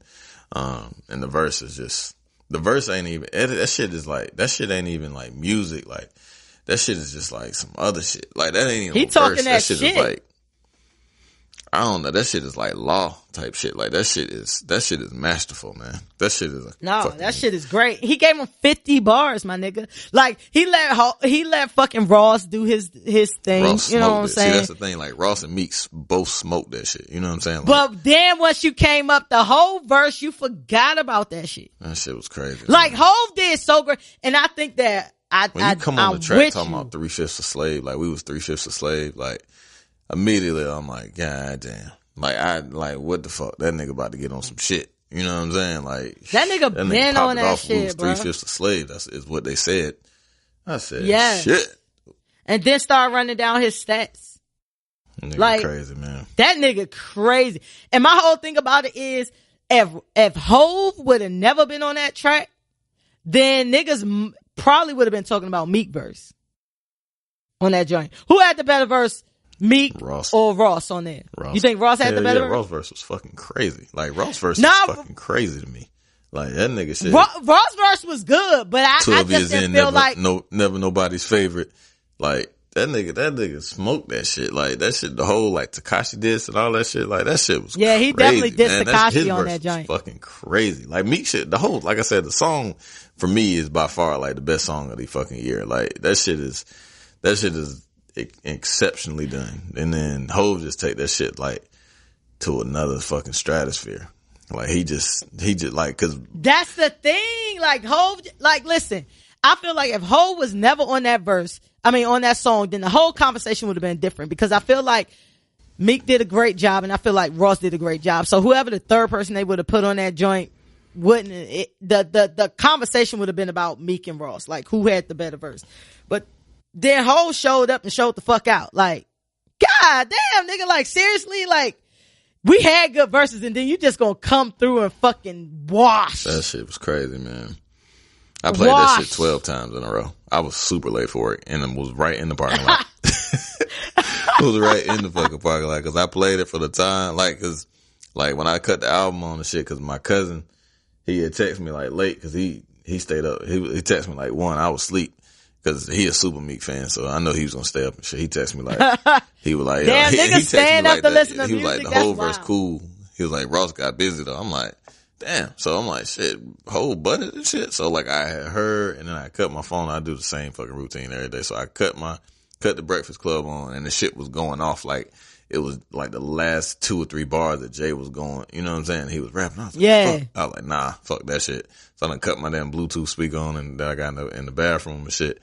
And I went straight to it, and like bypassed all the other shit, went straight to it, and like heard Ross verse. I'm like, fuck, you know what I'm saying? Like, cause I heard the whole word, cause I was I'm like, damn, did these niggas use What's Beef? And so when I heard the shit come on, I'm like, I was a little skeptical, like, damn, niggas is gonna use What's Beef and shit. And then nigga was like, then the hook, and Ross came on, and the hook came on, and then Meek came on. And I'm like, and then when that nigga Jay came on with that, they said we was 3/5 a slave. I said, shit. You knew he was about to talk that 444 like, shit. hold on. I'm on the shit. I'm taking the shit and everything. Run it back. I was actually shitting, you know what I'm saying? Like on the toilet shit. And I was like, oh nah. I had to stop that. Like, nah. Cut that bitch back on. I cut that shit on loud. My wife was like, cut that shit down. Like, I'm like, nah. She banging on the walls and shit. Kids gotta get up. And use some air freshener. That shit was crazy, man. That shit was awesome. So I continued to play that shit. Once I got in the car, I cut that shit back on, start playing that shit, playing it. Got to the crib, got to like work, set the car a couple times. I was like, man, fuck this shit. And then the song after that came on. You was definitely late, cause that shit is like 6 minutes. Yeah, for sure. And then I cut the song, and then like after I finally stopped listening to that shit and like did something, maybe got a text message or some shit.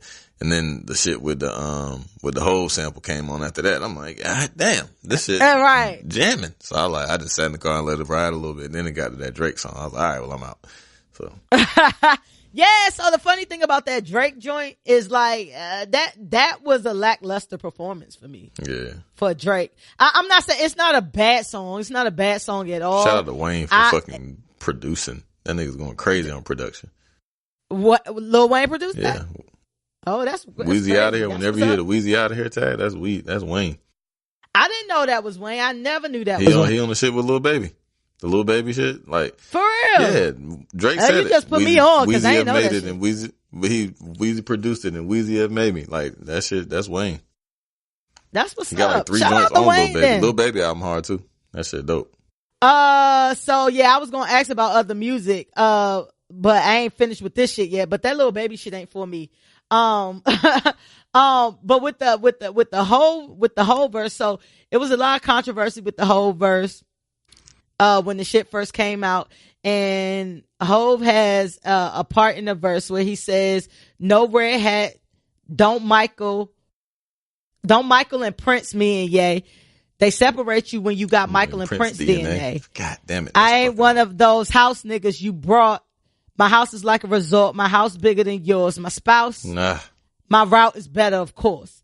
So when the shit first came out or whatever, niggas was like, oh, fucking Hov got at Ye, which I ain't gonna lie. I was one of them people who I thought it was actually a double entendre. I thought it was directed at Trump and Ye. But they made my nigga Hov that shit hurt my heart, come to the Twitter Like, Hov's never on the Twitter, my nigga. I'm like, man, hold on, Jay. You ain't got to explain shit to these niggas, bro. Right. Fuck. So Jay tweeted and said the line clearly mean don't pit me against my brother no matter what our differences are. Then he put Red Hat in parentheses. He said, now go pick up Meek album. Drake and Meek are on there together. Now, this is the first time Hov has tweeted since June of 2017. You know what I mean? Like, Jay made it quite clear that he's not going to go to war with any of his brothers, regardless of, you know, political affiliations or whatever. And so my nigga, not my nigga, yo nigga, Ye saw that as an opportunity to ask for a Watch the Throne 2 on Twitter. Hey, that nigga is fucking nuts. Yep. What did you think of that? What was your initial reactions to that particular set of bars in the verse? I thought it was a diss, you know what I'm saying? Like, but I ain't really, not like, Jay is like king throw shots, right? Like, he's always throwing shots. So like, I listened to it and I'm like, damn, did he get it, Ye? And I'm like, well, yeah, maybe. I don't know. But I didn't really put a whole lot of stock in it because it wasn't like super blatant and like mad disrespectful, which I know Jay can do. And, or, you know, like subliminally disrespectful because you know how he is, which it still was. It still was a pop shot. Yeah. But I think so you think it was at Trump versus Ye? It was more, I think it was about 50-50 to be totally honest. That's what I'm saying. That's what I took from the shit. I thought it was a shot at both of them niggas. Right. And you know how, you know, Ye is about his things. And when he was like, my house bigger than yours, my spouse, you know what I mean? Like, let's not even go to our bitches. Like, like that's on a whole, like my chick and your chick is just, it is like no comparison. So I definitely thought, you know what I'm saying? But it's kind of like, first of all, like, damn, was it that much controversy? Because Jaden had controversy before about a bar or whatever, and he never said no shit about that. I know. Do you think he fuck with Ye? Or you think he's like, I think like, he don't really fuck with Ye, but he just don't have no beef with Ye. He like, love Ye, he just don't fuck with Ye. Yeah, like a family member. Yeah, like, you, I don't fuck with you, nigga. I don't fuck with that nigga, but I don't, you know what I mean? I love that nigga. I don't hate that nigga. Yeah, you know what I mean? Like a distant cousin, like a first cousin or some second cousin type shit that you grew up with, that you don't want to see nothing bad happen, but you don't really fuck with that nigga like that type shit. Yeah, like I ain't gonna really be around you. Because I think at this point in time, like people, you know what I mean, try to make it like political affiliation, but I think it's bigger than, you know, Democrat, Republican shit. I think it's just a good and evil shit. Yeah. You know what I mean? Like, you with that evil shit. Like, political affiliation don't have nothing to do with it. You know what I'm saying? Like, you making it bad out here, Jay out here spitting this shit, and you out here saying this fucking demon make you feel like a superhero and that he like your dad. And you got a fucking dad. He ain't even giving you that. Hugging him and shit. He didn't even want to hug your ass. You know what I mean? Like shit like that. You think he'll give Ye a Watch the Throne too? I doubt it. Yeah. I doubt it. He probably cool on that shit. Probably about to drop another album anyway. That would be great. Hov, can we get an album in 2019? Man, I would love it. Hov can be 95 years old, and I guess be, if he's 49, I'm 35. What's that? So anyway, I'll be 70 something, right? And if he lives to be that age and still has a wherewithal to drop a rap, I'm going to whatever fucking form of way of listening to music that will be then. And I'm listening to that motherfucker. Cause that's Rap's Grateful awesome. Dead, man. Rap's Grateful Dead. Hov is going to be, I mean, first of all, let's not get it twisted, people, listeners. There's a lot of your favorite rappers that's not far away from Hov age. But Hov is just like the best to be doing it right now. And he's the oldest, like, of niggas who's like really doing it. You know what I mean? It's niggas that's older than Hov. You know what I'm saying? Speaking of older, though, I did not know Trina was 44. Mm-hmm. I didn't know Trina was 44. Like, I thought Trina was late 30s. 44. Damn. I didn't know she was that much older than Wayne. When they was together. Oh, yeah, She had Wayne by like motherfucking almost 10 years. Yeah. Mm-hmm. Cause Wayne, what, like 36? 35. 35, 36? No, he can't be 35. Is he 35? He just turned 36, I think.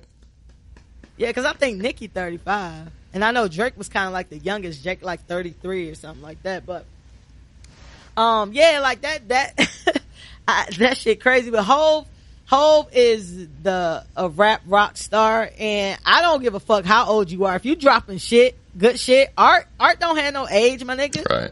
Like, don't let the industry make you motherfucking believe that your talent has a expiration date.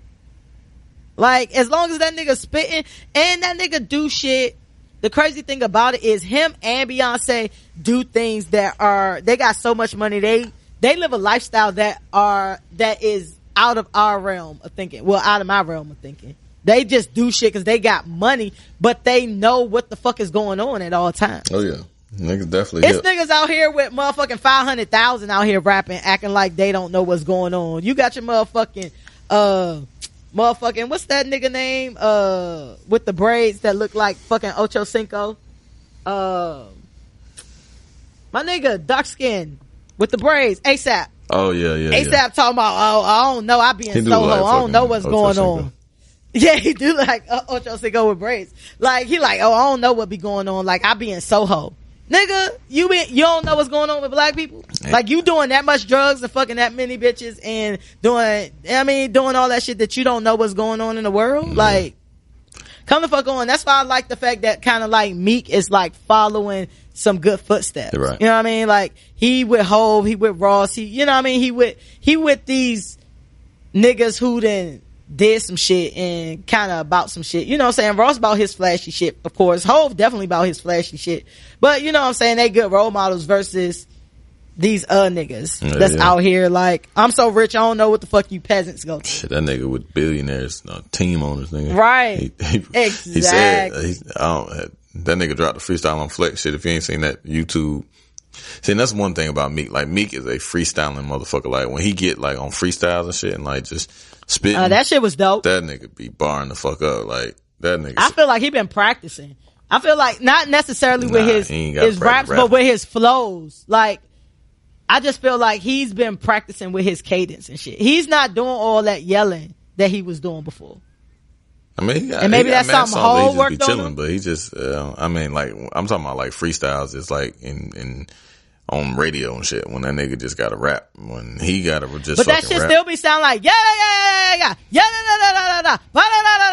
like it all sound like that to me. But I don't know. Recently, for my ears, he been sounding different. He definitely killed that Flex shit. That nigga killed Flex. Every time he go to Flex, he killed that shit. That nigga he smoked that shit. But yeah, shout out to bro. That's what's up. He had a funny comment on Crown. I haven't watched The Crown, but I saw this clip and I thought that it was funny when he talked about when he went on a double date. Him and Nicki went out with Hov and B, and Hov on the playlist and fucking Back to Back came on, and nigga like everybody just looking around not knowing what to do. Nigga said he had the shit. Like, hey, that shit was funny as shit. Funny. Like, yo, I had this shit. I was like, play that shit, nigga. Fuck it. That shit turned me up, nigga. That shit did for fuck what it's worth. That shit helped that nigga out. It got him some scrutiny and shit, but mad motherfuckers knew who Meek Mill was on the strength of that shit. That is true. People did, but I wouldn't have been like, play that shit up, turn that shit up. You ain't about to blast a fucking diss track with me. Who would you, if you and your wife could go on a double date with any couple outside of Hov and B, who would it be? Probably either like, I don't know. It's a good question. It'd probably be between like Oprah and Stedman or fucking Oprah and Stedman. Like, cause I seen Stedman at the fight. He coincidentally he was at the fight, like sitting ringside with no Oprah, just chilling with his people and shit. Probably Oprah and Stedman with or his like Michelle people and sound Barack mad or some funny. shit like that. You know what I'm saying? Word. You know who I want to go on a double date with? Motherfucking Gabrielle Union and Dwayne Wade. Yeah. They look like they have fucking fun all the fucking time. Like, they just look like they have fun. That's the shit I like. Yeah. Like, couples who actually look like they are friends and they enjoy each other's company and shit. Like, I think that would be super dope. Any other music you listening to? You said we talked about Lil Baby. You said you liked that. I did like Lil Baby. I listened to that, and I listened on the strength of a friend of mine. I like Lil Baby. She really liked that shit. Lil Baby, my favorite out of all. Like him and 21. I can listen to Baby. Like Baby raps a little bit better. Like he's like if you listen. to him, he could definitely rap a little better. Yeah, he rap a little bit better than most. I like Gunna too. Gunna nice. I ain't listen to his whole project and shit, but I like when him and Baby get together. They apparently dropped an album that I didn't listen to, but I'm gonna listen to it. But like I like Baby because he can, like, he got flow, like he can, you know what I mean, rap a little faster, and then, you know what I'm saying, like, so he can actually rap a little bit. But yeah, I fuck with bro. I like 21 too. You know what I'm saying? 21's entertaining. Like he seemed like a little badass kid that, like, from around the way that do all the shit that he say and shit. Like he remind me of some niggas I grew up with type shit. You know what I'm saying? But did I listen to a 21 album? I don't know if I've listened to a 21 album. I did listen to Lil Baby, and I do agree with you. Like, out of the new niggas, he sound like he can rap. You know what I mean? I listened to the whole thing. It just wasn't nothing that I'd be like, I'll listen to this. And then Gucci got off on that shit. Gucci killed that shit. Gucci be rapping like fuck. I like that shit. I like when Gucci rap. He got like 3 joints on there that I fuck with hard. Mariah Carey dropped the album a couple weeks ago. Didn't know that. And I listened to that shit, and that shit is called Caution. And if you are a fan of Mariah back in the Emancipation of Mimi, E=MC² era of Mariah, where she had, like, it was highly R&B and hip hop influenced. I think she had like T-Pain and a whole bunch of people on those albums. Like that, those are probably my favorite Mariah albums. This would be the 2019 version of that. This will be the 3rd installment of that. Like, she got some songs on that shit. Like, and I don't know if you are Mariah Pan. Yeah, that shit. Oh, JD produced that album. Mm-hmm. That would make a lot of sense. That shit sounds great. And she's doing like Mariah can sing, and then her voice kind of got fucked up. But this album puts her in a tempo where she don't have to do like all that exhaustive shit with her voice. You know what I'm saying? So I think it was a good move for her, and as far as like her voice is, but that shit got some bops on it. I would definitely recommend you listen to that shit if you are a Mariah fan, and if you like Emancipation of Mimi and you like E=MC², like that shit go. I done listened to that shit like 4 times. Like I just listened to it to be like, let me see what this Mariah shit about, because I really didn't have no expectations for it. Yeah. And then I listened to the shit. I was like, oh shit. Hell yeah, that shit go in. She got this joint on there called No No No. And it's to the Not Tonight beat, the Kim joint. Oh, that's hard. Let's see me on, yeah. And that shit go, another cheat code, right? Using the old beat. Yeah. And she wants, Kim and Cardi on the remix. The reason I found that to be funny in the little key is because that's definitely Nicki shade. Oh yeah. Like, her and Nicki don't fuck with each other. You know what I mean? American Idol shit, right? Yeah, they still don't fuck with each other to this day. Like, they still be throwing like little shots at each other and shit like that. So I found it funny that she made it her business to say, yeah, I want Kim and Cardi on this remix. Cause she could have easily said, I want Kim on this remix, cause it's a Kim song. You know what I mean? But she purposely said the, Kim and Cardi shit. So I thought that was funny. But listen to that. Most definitely I endorsed that. I listened to the Swiss joint. That was cool. You really liked the Swiss joint, didn't you? Yeah, I liked it, but I had heard all the songs, so it really like. Only the songs I didn't hear were like the Lock shit, that the Lock shit and the Nas shit, but everything else I had pretty much heard. So it was kind of like, and it was only 10 songs, so the Pusha joint was hard too, but I had heard it, so it wasn't like, groundbreaking or nothing. But all the shit, I like all the shit. Most of the shit's up there. Yeah, it was cool. Like, it was a good album. Like, it was a solid album. It wasn't nothing like mind blowing for me, but it was a solid album. I don't have nothing bad to say about it. The Anderson .Paak joint was pretty good too. Yeah, I like that. I like that. I like Anderson .Paak. Yeah, he's period. creative. He's like a weirdo, but I like it. Like, he seemed like a cool weirdo. You know what I'm saying? Like, he's just mad musically inclined, but he like a real nigga though. You know what I'm saying? He's just a little off, but I fuck with it though. Yeah. Anything else newer that you're listening to that you want to endorse? I did listen, or say it wasn't Freddie good. Gibbs and fucking Currency shit today. I'm just not a Currency fan. I'm a super Freddie Gibbs fan. That's my nigga. But Currency, he just don't do it for me. And then I don't like Alchemist beats and shit. So, I mean, it's hip hoppy as fuck, but it's still like, it's alright. It's decent. It ain't terrible, but cause I like Freddie Gibbs, like I said, but Currency I can't really get with. I listened to that today, because I heard Currency recently on a Rap Radar podcast, and he was actually pretty entertaining on that. What else? That's pretty much it. I ain't listening to shit else. Yeah. Well, the original topic was Meek. So Meek's championships album, lit or shit? Lit. I'm going with lit too. Thanks for putting me on the Meek train finally. And this is definitely a dope album, and I've listened to it a few times. So shout out to Meek. Keeping it in the same vein of music. So it seems like Nicki and Drake may have some beef with each other. Have some smoke with each other. Nicki and Drake ain't really been seen with each other lately, and it seems as though they've been taking some shots at each other. I found it very interesting that Drake posted Meek's album. You know how these artists feel about you promoting their album and shit. Drake posted Meek album, and then it was brought to my attention that you know he didn't post like Nicki shit. You know what I'm saying? And like I said, it seems as though they've been taking some shots at each other. Drake even said he rapped on the Quavo album, Flip the Switch. He said that, she want to hang when the album dropped. That's timely. And this was around the time when, the Queen album was being released, and Nicki posted a video of herself with Drake. And Drake was like, what's the name of that song? Fifi? Like, you know what I mean? Trying to kind of, I guess throw a little shot about her being on the 6ix9ine song. So,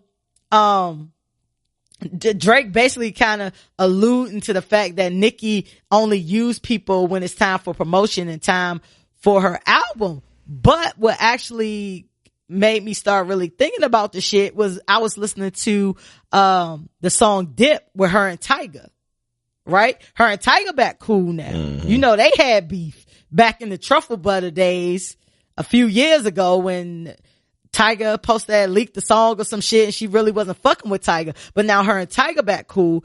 And on the song Dip with Tyga, she says, all these niggas want me to love them like I'm Kiki. Got them in their feelings ever since they seen me on Fifi. So that seemed like a little Drake diss as well, cause that caught my ear when she said that. I was like, that's a shot. Cause Nicki stay throwing shots too. She like Jay with it. She stay throwing a shot. Oh yeah, she's smooth. She stay throwing a shot.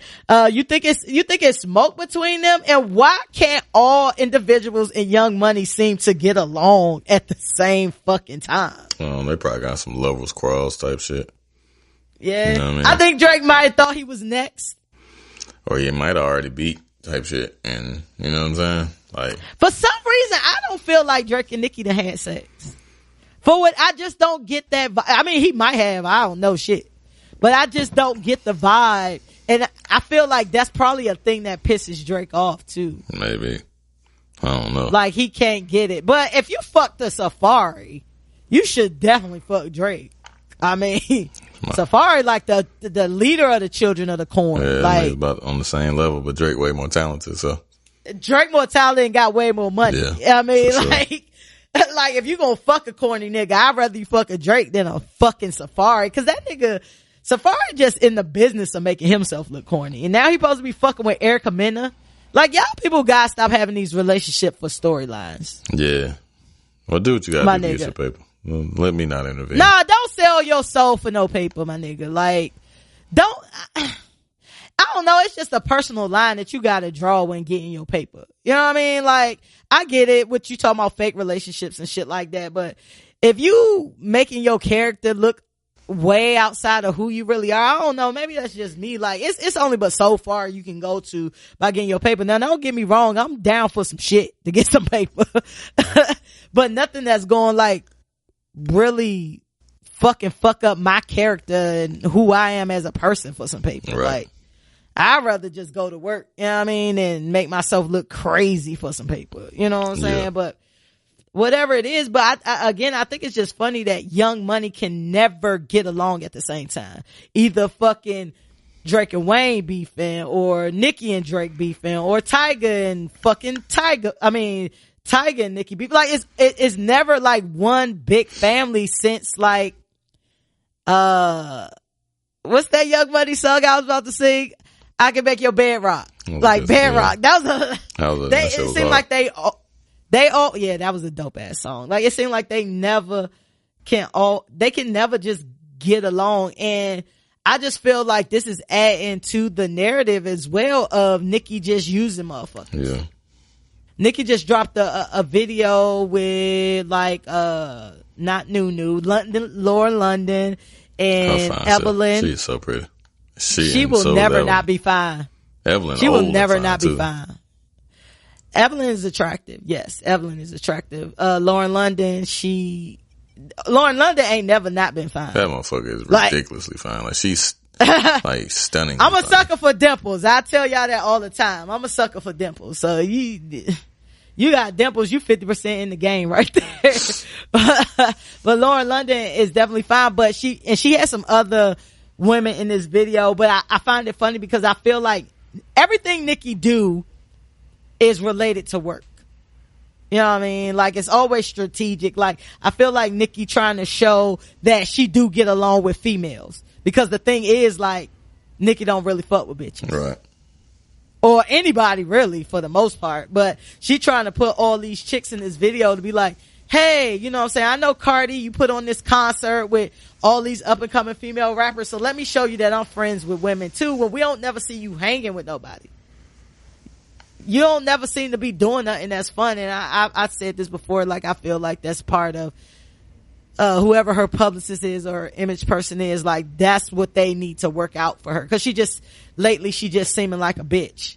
But that bitch can still rap her motherfucking ass off. Yeah, big. Because no doubt about it. These last couple verses that she done dropped on people's shit, them shit's been fired. Oh yeah, I listened to that. Yeah, the shit she got on Tekashi album, her and Kanye, that shit's hard. I can't even front. That shit hard. Rest of that shit I'm cool on, but that shit is hard. That Dipset, you asked me if I had. Dipset album was crazy. Going back to, I guess, like several minutes ago, but Dipset album is fucking crazy. I was kind of like, I didn't know what to expect, but that shit is hard. Like, from top to bottom, I like that shit a lot. I've listened to that set multiple times. Shit real hard, actually. But like I said, I listened to that Tekashi shit because I gotta listen to the Dipset shit. That shit hard. That shit is like vintage Dipset, but it's still like 2018. You know what I mean? Like, it's crazy because Jim Jones is the best rapper in Dipset, and it's crazy because like he was Jim. I fuck with Jim mind. Like, Jim got an ill mind. Like, just cause like he's responsible. Like, he's the executive producer on the shit. Cam shouted him out like, yo, shout to Jim for getting all this shit put together. You know what I mean? Like, Jim is shout a out to them for nigga. just being back together too. For y'all didn't know, Dipset was not together for a while. They had beef. Right. But most of them niggas had beef. But Jim, like, it was just Jim and Cam that was beefing. But But like, Jim pulled all that shit together and shit, and like he can rap. Like, his not for nothing. Like, Jim has, in my opinion, has the best albums, like catalog wise, of Dipset. Like, he got mad albums that were dope. The album he put out this year was pretty dope too.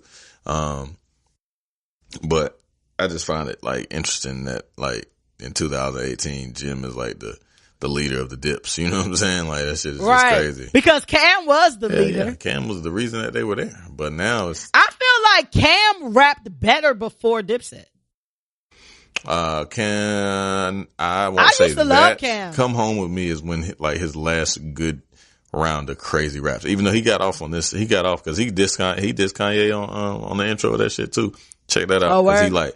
he was talking about, dang, he killed that shit. The intro was crazy. Like, he was talking about Kanye and like how Kanye is an opportunist. Like, the only time he's gonna fuck with Dame is when ain't nobody else fucking with him and shit. You know what I mean? Yeah, like, yeah. And, facts, he definitely facts. took a shot at the nigga and shit. That shit was hard too. He was like, he was like, Dame said he bipolar, man. Fuck that bipolar shit. That nigga, like, that shit hard. You should check it out. But his last good bout of rapping consistently, I think, was Come Home With Me, which was a great album too. But yeah, it's just crazy that how times have changed. Yeah. That's what's up. Nicki and Drake beefing is litter shit. I guess that's shit.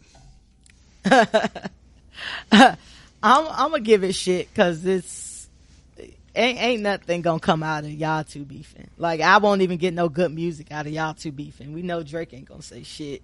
He ain't gonna have an album, and motherfucking Nicki, she ain't gonna put out a diss track. I only like beef if it's gonna lead to some bomb ass music. Right. So that shit is shit. And real quick, I want to touch on this subject just because it's wild, and this is my nigga. So Pusha T got motherfucking safaried in Toronto. We ain't talking about Remember that when on last Safari one? was?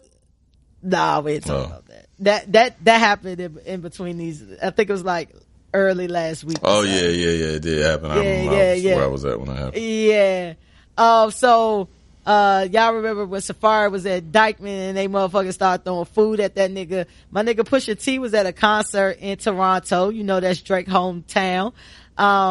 Where it was at Nathan Phillips Square. And it was interrupted by a massive brawl and niggas throwing mad drinks at Push, and they tried to rush the stage. 4 people was hurt. One guy was stabbed, actually. I think he alright though. I think he lived, but a nigga definitely got stabbed. But it was mad crazy because if you just looked at the clip, you just saw mad drinks being hurled at Push. Like, it was mad drinks being hurled at that nigga. Yeah. But shout out to Push because he came back to the stage and finished his performance. But Push also claimed on stage, like, Drake paid the niggas to throw beer at him. What did you think when you saw that clip, yo? Shit was wild. I was disappointed in Push's fucking security because when the nigga ran on stage, they were supposed to fucking beat the shit out of him. Like, if I'm paying y'all niggas and this nigga run on stage with any, like, that nigga should not be able to walk up out of there. Like, and that's straight up. Like, fuck that shit. Nah, that's facts. Like, I don't play. That was the biggest thing. But I'm like, this nigga y'all ain't even doing shit to this nigga. I better beat this nigga the fuck up. Like, you don't know what that man got going on. You know what I'm saying? Like, fuck that shit. Yeah. Like, I don't play. I definitely pay y'all money for that. I'm paying y'all niggas, which is something that Lil Boosie was on I think he was on Vlad or something, but he was basically saying like he never had hired security because he was like, cause them niggas is hired, and if shit get funky, they ain't got no loyalty to me outside of the several dollars that I may have paid him. He was like, I take all my people with me that I've had with me that I done, grew up with X, Y, and Z. So it makes me think like, damn, what type of security that nigga got that y'all just allow a nigga to get on stage and y'all just kind of like escort the nigga off. Y'all like kind of mush him and fiend him out, but that nigga need to get his fucking ass beat. You know what I'm saying? Like, fuck that shit. Make an example of that nigga. Don't ever fucking run on my stage again. But that was, I guess, the whole thing that I saw that I ain't fuck with. You think Drake paid them niggas? Probably. I'm surprised Pusha said that. You think so? Damn. No, I mean, based on the shit that Pusha was saying, like, especially on Button Podcast when he had that little sit down or whatever, and Drake putting the money on his head and all that shit. Like, I really want to hope in my heart of hearts that Drake didn't pay some niggas to throw some fucking drinks at him, but it's definitely not far fetched though. Yeah, I mean, he could probably pay them niggas $500 a piece. You know what I'm saying? I'll throw a drink at Pusha for $2,000. I consider it. Yeah. I ain't running on stage. Well, shit, I would run on stage. I ain't running on stage. I ain't running on stage now. Them niggas soft. But I'll definitely hurl a motherfucking Budweiser at that nigga for $2,000. Yeah.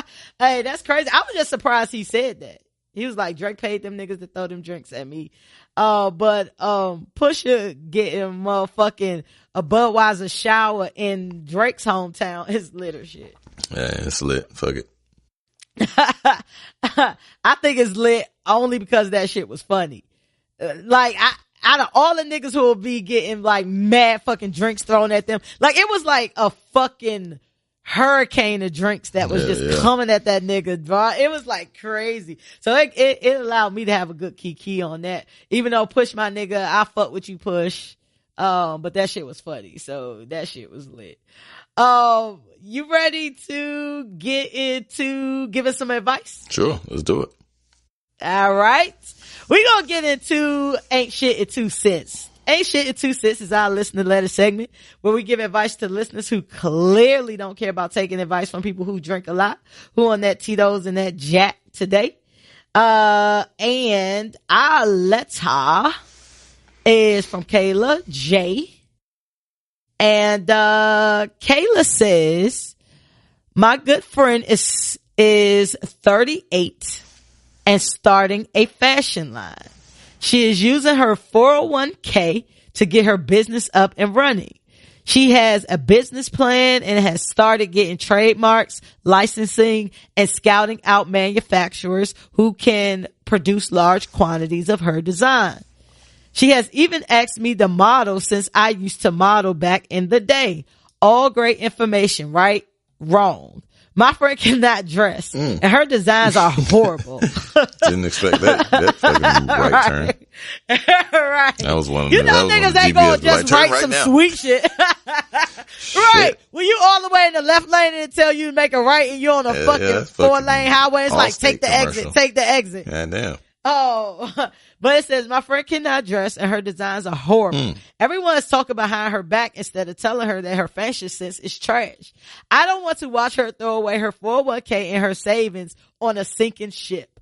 What should I do? Y'all niggas P.S. This is my favorite podcast. Thank you. Appreciate y'all you. If y'all read this letter. Thank you for sending that letter in. Appreciate the warm regards for the podcast. We appreciate you.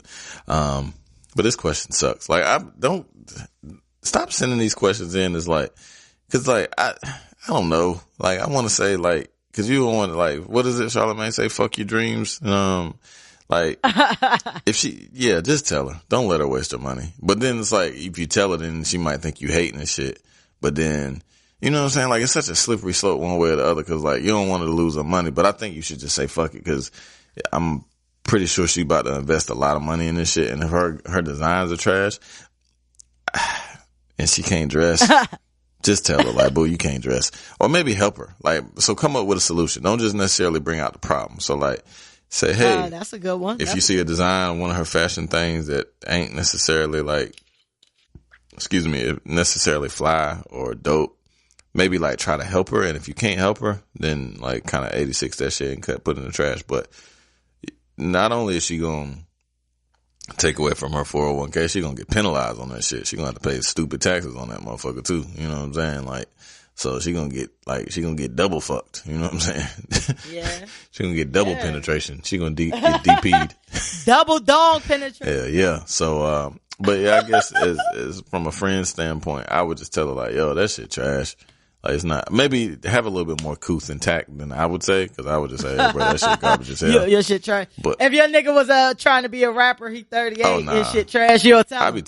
I would tell, like, seeing this, I'm in kind of that predicament. You and fucking I got mad Raleigh Durham around them rap niggas. I know you done told the nigga. You said what? What you done told the, I said, I know you. I said, and even when we met, like back in the day, it was mad rap niggas around. And I still be around. So I know you done had to have them conversations. Yeah, and them niggas still trying to rap and shit. And it's fucked up because a lot of them niggas still dope, but it's just like, y'all niggas old as fuck, like sober type shit. Like, go get a job. But I mean, I can't kill a nigga dreams, but I also tell him like, especially for some shit trash, I tell him like, nah, that shit ain't it. You know what I'm saying? But when it's some hard shit, I tell him that too. So with that, if she has some dope ideas and maybe some dope concepts that she isn't necessarily bringing to life, maybe like if you're a model, like you can kind of hit her with some backdoor type of advice. Like, yo, I remember when I was doing this, like this kind of was popping, or you should, you know, kind of maybe give her some different ideas. But if that shit ain't working, just kind of nip that shit in the bud and tell her like, this ain't for her, and maybe go into another one of her talents that she may have. You know what I mean? Yeah. When I read this, and selected this, and I was on the fence about this because here's the one side to it. Like you said, the shit trash, you need to say something. But on the other side of that, my whole thing is like, who are you to decide what's trash and what's popping? Right. You know what I'm saying? Like, your friend, she got a business plan. She doing all of this, and hopefully, and this might be a recommendation to her, to do some market research. I'm hoping that she's done some market research to say, you know, these types of fashions, you know what I'm saying, is what's popping right now. You know what I'm saying? I have a lot of friends that have, like, you know, small businesses and things like that. And I have a friend that has a line or whatever, and the shit is like a little bit expensive, you know what I'm saying? And they asked me like, yo, like, why you ain't bought, you know, none of my stuff, you know what I'm saying? And I was like, well, you know, the stuff that you sell ain't really my style. That don't mean it's bad shit. It's just, you can have something that's dope, but it's just not something I would wear. Right. You know what I'm saying? Like, I can see you and be like, oh, yo, that sweater dope, but it may not be something that's personally for me. Right. You know what I'm saying? And so, you know, she kind of hit me with the, oh, but you'll pay this, and this for this. Yeah, I'll pay this, and this for this because it's shit that I would wear. You know what I'm saying? Like, I'm all down with, you know, supporting a friend's business. You know what I'm saying? Even if I don't rock with some shit, if you really doing your thing, I might just buy something just to be supportive. But I ain't about to be giving all my money to you, and it's not something that I would necessarily wear. So my whole thing with that particular person, I was just like, yo, like, you might, just because you think this is dope doesn't mean that everybody think this is dope. And then here's the thing you gotta decide when you doing a business, right? Are you doing this because you just love this fucking design, or you love this style of clothes and you're down for whoever loves it too?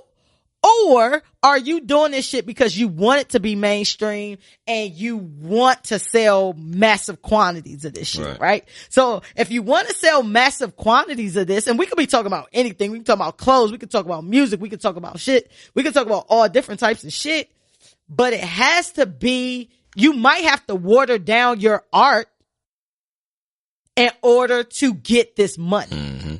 You know what I'm saying? It's just like with people who like rappers or whatever, and they think the shit dope, but the shit ain't popping. And niggas like, well, you should just listen to that shit in your headphones. Like, niggas like, I just want to be true to my music. I just want to be true to my art. And that's fine, but we ain't got to be true to your art. Mm-hmm. We're under no obligation to like what you like. So my whole thing with that circle in the square is that this is her dream. I would definitely express, you know, I wouldn't like just kill her shit, but I would definitely make some recommendations like, do you know you already have a market for this? The way you dress, like, even though we don't think you can dress, it might be motherfuckers that definitely think she can dress. You know what I'm saying? Like, sometimes the way we dress is a regional thing. You know what I'm saying? You'll see a nigga like, oh, I know that nigga from DC, or see another nigga, I know that nigga from Atlanta, or I know that nigga from Raleigh, just because of the way that they dress.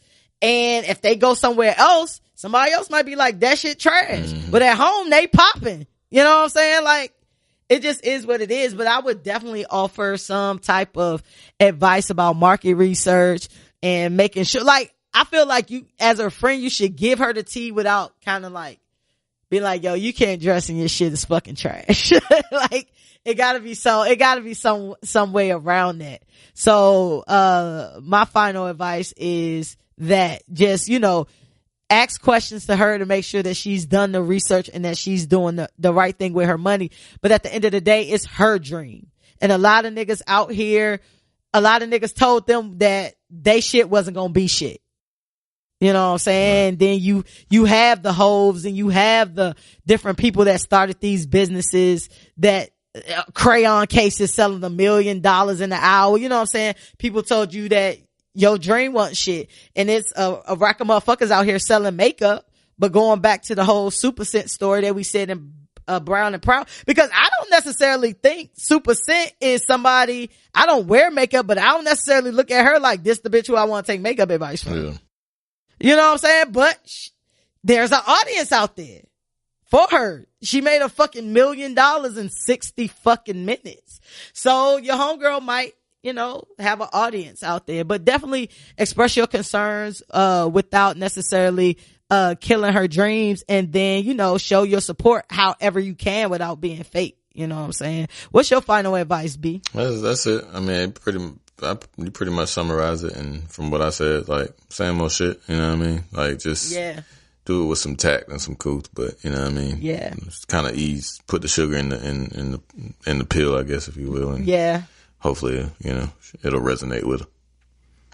Well, Kayla, Jay, I know your friend is trying to get her own Fashion Nova, but you know, it might be Fashion No, bruh. Like, it might not be something she can ain't much on Fashion Nova. Yeah, I don't know about that. That's that Gerald Levert. Hey, you been looking at that nigga Nova stuff? You'll wear some of that nigga Nova I ain't even seen none some of the stuff look alright. I seen the jacket that Game had on that was kind of dope, but I haven't been to the page or nothing. To the nigga Nova page? I ain't been to neither one of them pages. Shit interesting, but Fashion Nova definitely making a whole bunch of money. Shit, but anyway, Kayla, hit us back. Let us know the outcome. We would appreciate that. We'd like to know if our advice works. And if you want advice from Dr. Bill, man, you gotta get it together, man. I will never get that right. My brain is all fucked up with that. All right, 56. And it's Bill. The H is silent. Like Dr. Phil, but with the Bill and the H is silent. I know. I want to get this right, but then I see it and then I say it. But if you want to get advice from Dr. Bill and Dr. Fresh, hit us at the ain'tshitshow@gmail.com, and that's an X with an I will be, and your letter may get read on the show. You ready to get into free smoke? Let's get it. It's free smoke time. Free smoke time. Free smoke is where we talk about hot button issues. It can be anything from politics to petty. And today is just get to some shit that's on our mind. We wanted to just talking about observations and grievances that we have.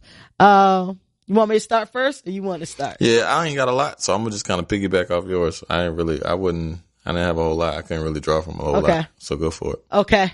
All right. So the first observation that I have is that sex is becoming really fucking extreme, right?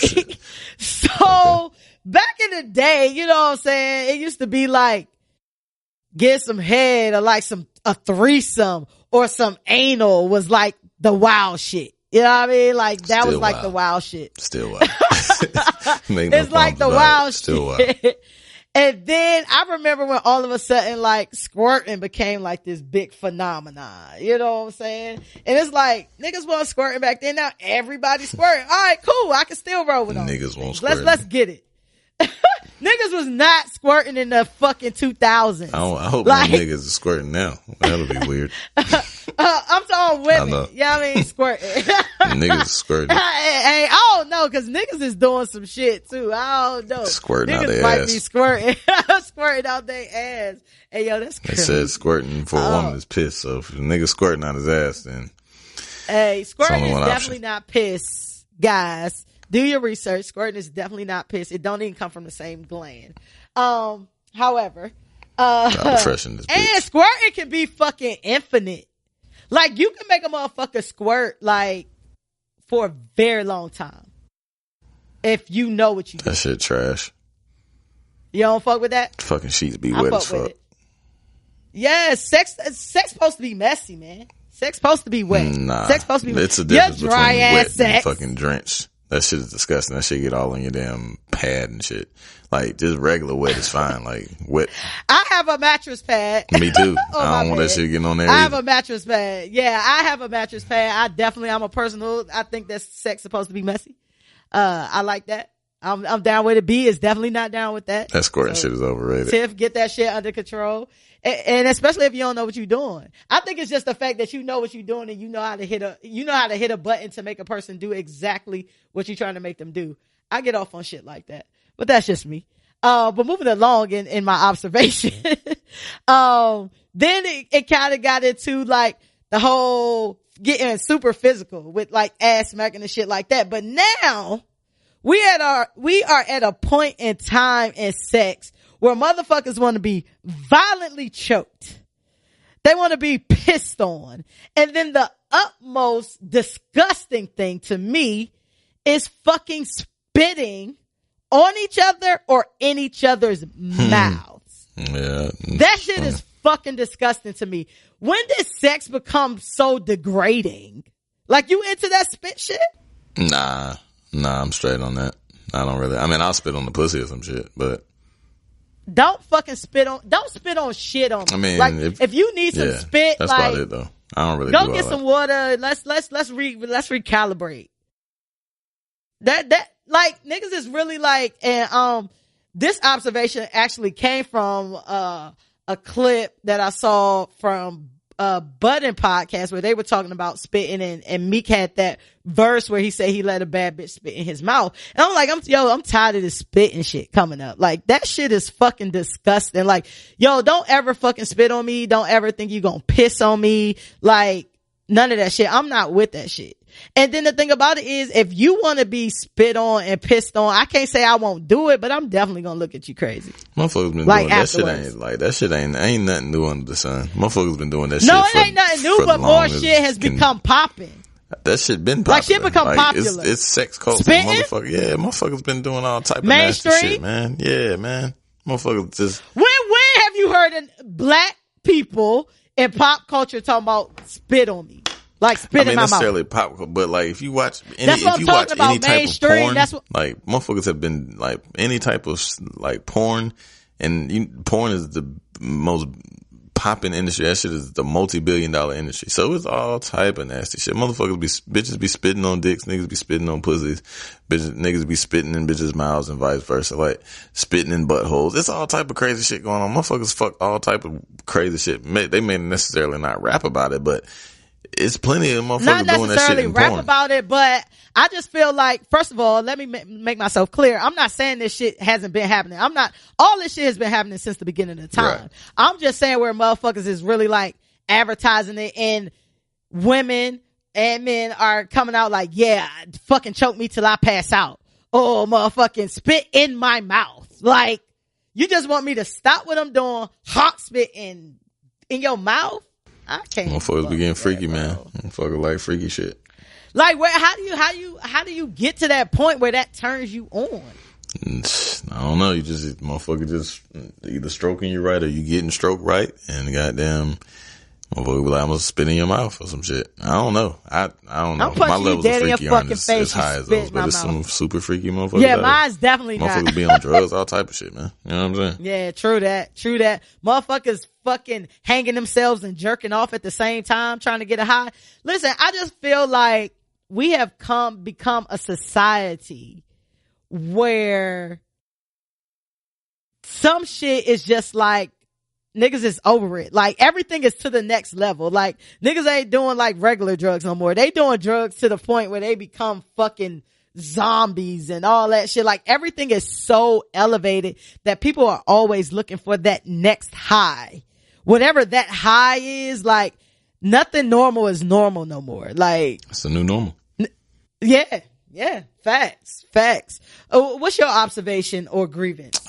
Just stop crying in your phone and shit, man. Like, people just give, like, they just like, social media, like, I feel weird talking to my phone. Like, I do. Like, even though I know it's like somebody on the other end, I guess, like, but it's not really. Cause like, I can see if it's like FaceTime or some shit, but like, I don't know. Like, I think we just, and I'm included in this shit. We give our phone and the internet and social media way too much fucking like power over our lives. You know what I mean? Like, to the point where Agreed. I personally can't function without looking at my phone several times. I can't, and that shit annoys the fuck out of me.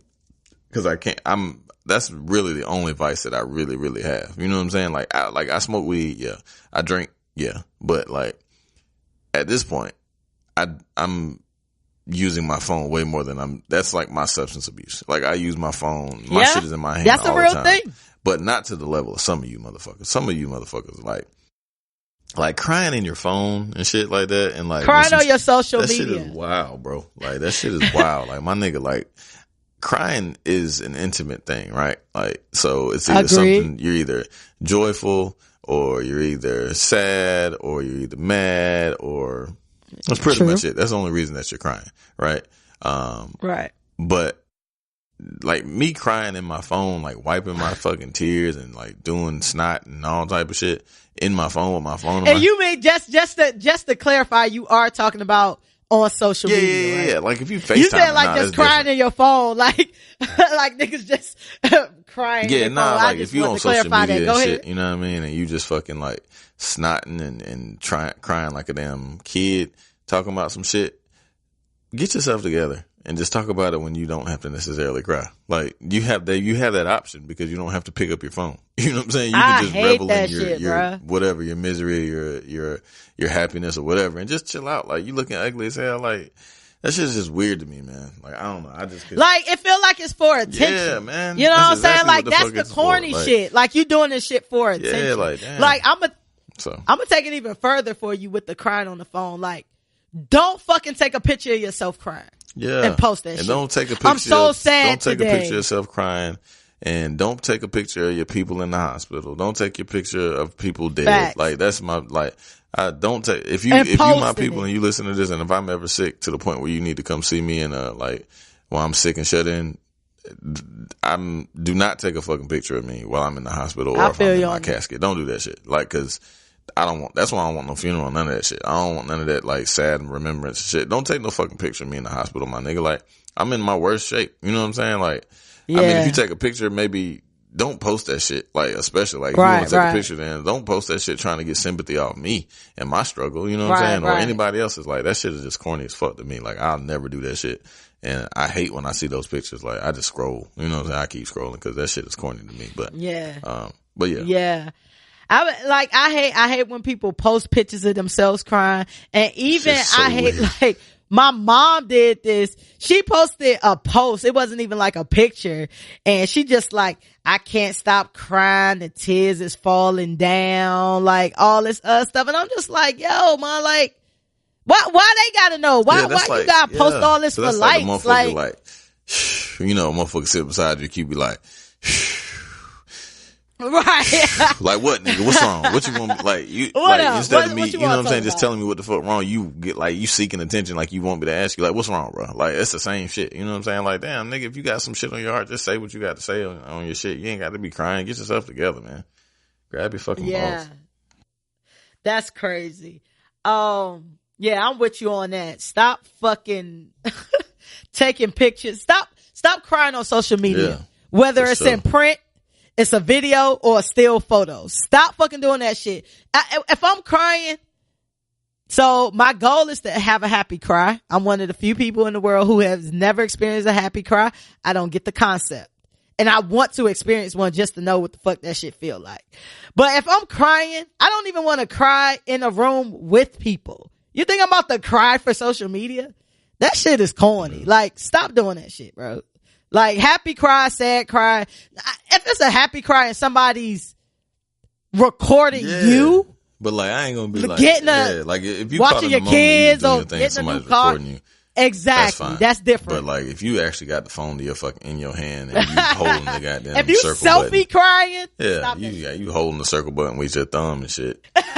Take it. Like you can just remove your thumb and enjoy the moment. Like fuck out of there, man. Exactly. I'm with you on that. My second observation is, so do you know about this AMSR shit? Mm-mm. So AMSR is autonomous sensory meridian response. And this has become popular on YouTube. And motherfuckers is making mad money off this. But it's basically where niggas talk like softly into the microphone. And then they rub shit and they make noises, like soft noises and shit. And people are relaxed by this shit. The listener is probably wearing like headphones and they trying to immerse themselves in the fucking experience. So I'm just learning about this shit. And the reason I learned about the shit was because Cardi did like a spoof kind of video about it. And so I'm reading the comments. So I'm like, what the fuck is this? So I'm reading the comments and it was like niggas like me who didn't know what the fuck was going on. And then it was the other side of niggas who was like, oh yeah, I do this like all the time and shit. And I'm just like, y'all listening to motherfuckers just make noises. It might be like, hey, B Hill, welcome. Come sit down, just relax and da da da da da. And I'm rubbing this pillow and it's made of fur. And people are just sitting here listening to this shit. And niggas are making millions of dollars just by making this video. The shit is super weird to me. And I had a conversation with a girl at work. I was just like, yo, what is this about? Like, she was like, oh yeah, like I do that too. Like I listen to it. Like it's relaxing to me, which is super weird. But to put a fucking cap on that, to go even further, I'm at home Thanksgiving and shit, and it was one night, I think it was a Friday night or something like that, and it was adults over, and my two nieces and one of my sister's friends' little boy, we told them to go upstairs because it was adults downstairs. So they went to like my niece room or whatever. And so it's been a while. So I just decided to go check on the niggas because I ain't heard from the niggas in a minute. And I walk in the room and they on YouTube watching the little girl eat. So I'm like, yo, what the fuck are y'all weirdos doing? I was like, what are y'all weirdos doing? Right. And they like, oh, she eating such and such and we watching her eat. Now, this isn't the first time I've heard about this shit, but this is my first time witnessing this shit. Like niggas just watching niggas eat.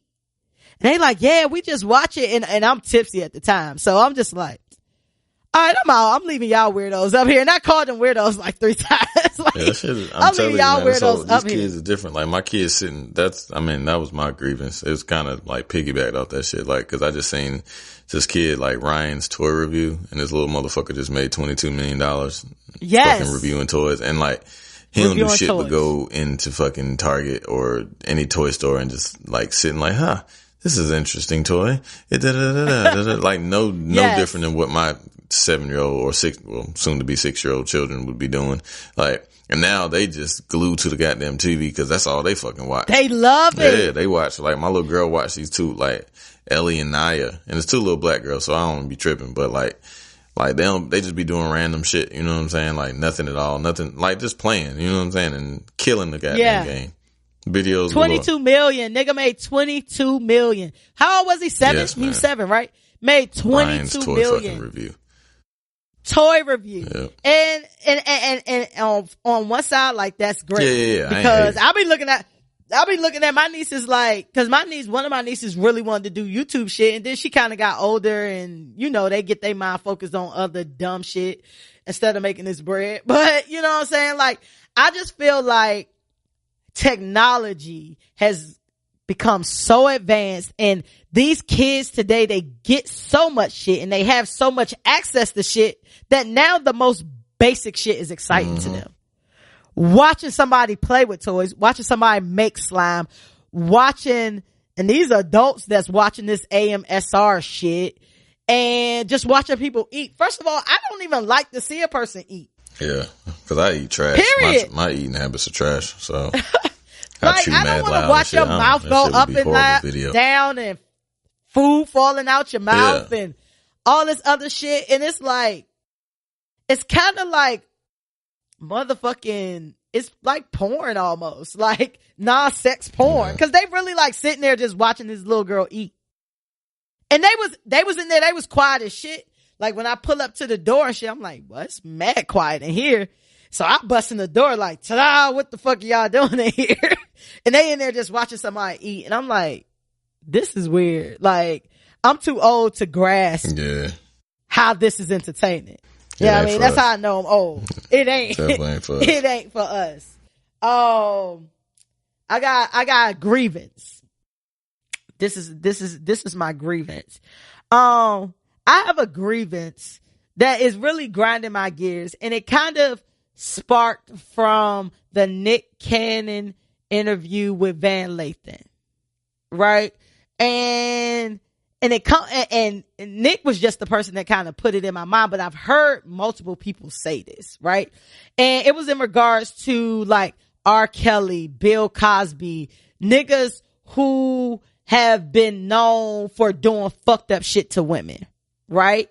And they go, oh, but he was never convicted. He was never convicted. But you also say on the flip side of that, I wouldn't leave my daughter with him. But you know, it's R. Kelly, like he was never convicted. So my grievance is niggas, mainly black men, but black women fall into this category too, cause them the motherfuckers who still going to R. Kelly shows. It ain't the niggas who going to R. Kelly shows. But y'all try to use this thing of, oh, he wasn't convicted. Oh, he wasn't convicted. But then y'all the same niggas in the next breath say, oh, our criminal justice system so fucked up. And niggas getting convicted of shit that they shouldn't be getting convicted of. So my whole thing about that is, do you have a trust in the system or don't you have a trust in the system? Cause I agree that the prison system is very fucked up, but don't try to use the prison system to justify fuck shit to women because a nigga didn't get convicted of that shit. We all saw R. Kelly in that video. We know that was R. Kelly. We ain't stupid. And over these past 20, 25 years, more shit has come out about R. Kelly. So whether it's underage women or women of age or whatever the case may be, like I just have a problem with motherfuckers not supporting women and also wanting to use the criminal justice system when it works for them. Oh, he wasn't convicted. But then again, you the same person that's like, oh, the justice system all fucked up. Niggas getting convicted of shit they shouldn't be convicted of. Blah, blah, blah, blah, blah. Like, don't use shit when it's convenient for you. And black men support women. Yeah. Women, period. Like, believe women. Believe women. And yes, there are a percentage of women, even in the Bill Cosby shit. If it was motherfucking 55 women that said something happened, you gotta believe at least 40 something is gotta be telling the truth. You know what I'm saying? But my whole thing about that whole thing is, I don't care if it was one. Right. If it was 55 and fucking 54 was one. Right. If it was that one, that's all I give a fuck about. You deserve to go to jail. And we can't keep making shit racial when it comes to wrongdoing. As far as should a person go to jail or not. Yeah. Yes. Bill Cosby deserved everything he got. Do I believe that these other white men who did the same thing deserve the shit too? Yes. 1000%. They should definitely be getting convicted and all that shit. But we can't disregard something that actually happened or we feel like actually happened because the person black and somebody white wouldn't be convicted of the same shit. I feel like all evil should serve their time, whatever that is, regardless of race. So you don't get a pass just because homeboy Weinstein ain't been locked up yet. You know what I'm saying? Right. Like that's my thing. But did you ever notice like that whole dichotomy with the justice system when it comes to shit like that? Yeah, I mean, yeah, definitely. You know, people use things for their advantage and to their, you know, to their demise, not demise, I guess, but you know, they'll, you know, pick and pull when they need to use some shit, you know, that's with race cards, with gender cards, all that shit. Like, I mean, that's just the human element of it. But yeah, I agree with you. Yeah, you're right. Did you have any other observations or grievances? No, I'm good, man. I'm tapped out. Yeah. you bodied this well, that's good for B that he didn't have a lot of grievances, cause besides the motherfucking crying into the phone, because I be saying shit all day that be fucking getting on my nerves. Oh yeah, and if you have a baby and you open up a Facebook page for your baby, or not Facebook page, Instagram page for your baby, have some type of journey going on. Like my homegirls, we always shout out Jada and Dewan. They are big supporters of the show and they are just my near and dear friends. I love them to death. They just had twins and, you know, they're documenting their journey. You know what I'm saying? Being two moms raising twins. You know what I'm saying? And I think that is great. But on the flip side of that, it was, Lyrica Anderson from Love and Hip Hop, LA. And she gonna make a Instagram page for her baby, but then when she show the baby, she gonna put a motherfucking emoji over the baby face. Why the fuck are we? First of all, I ain't about to follow nobody baby that I don't fucking know. I don't follow nobody's babies that I don't fucking know. And even if I know you, I rarely follow people's kids' pages. Because you're gonna post them on your page anyway.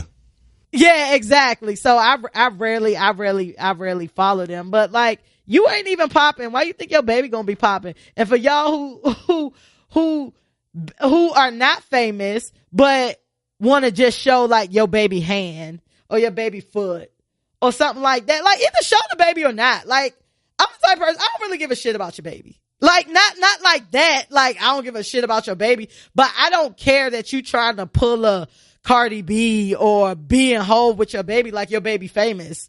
Like some shit about to go down with your baby. Either show your baby or don't. Like, you don't have to show your baby on social media. Right.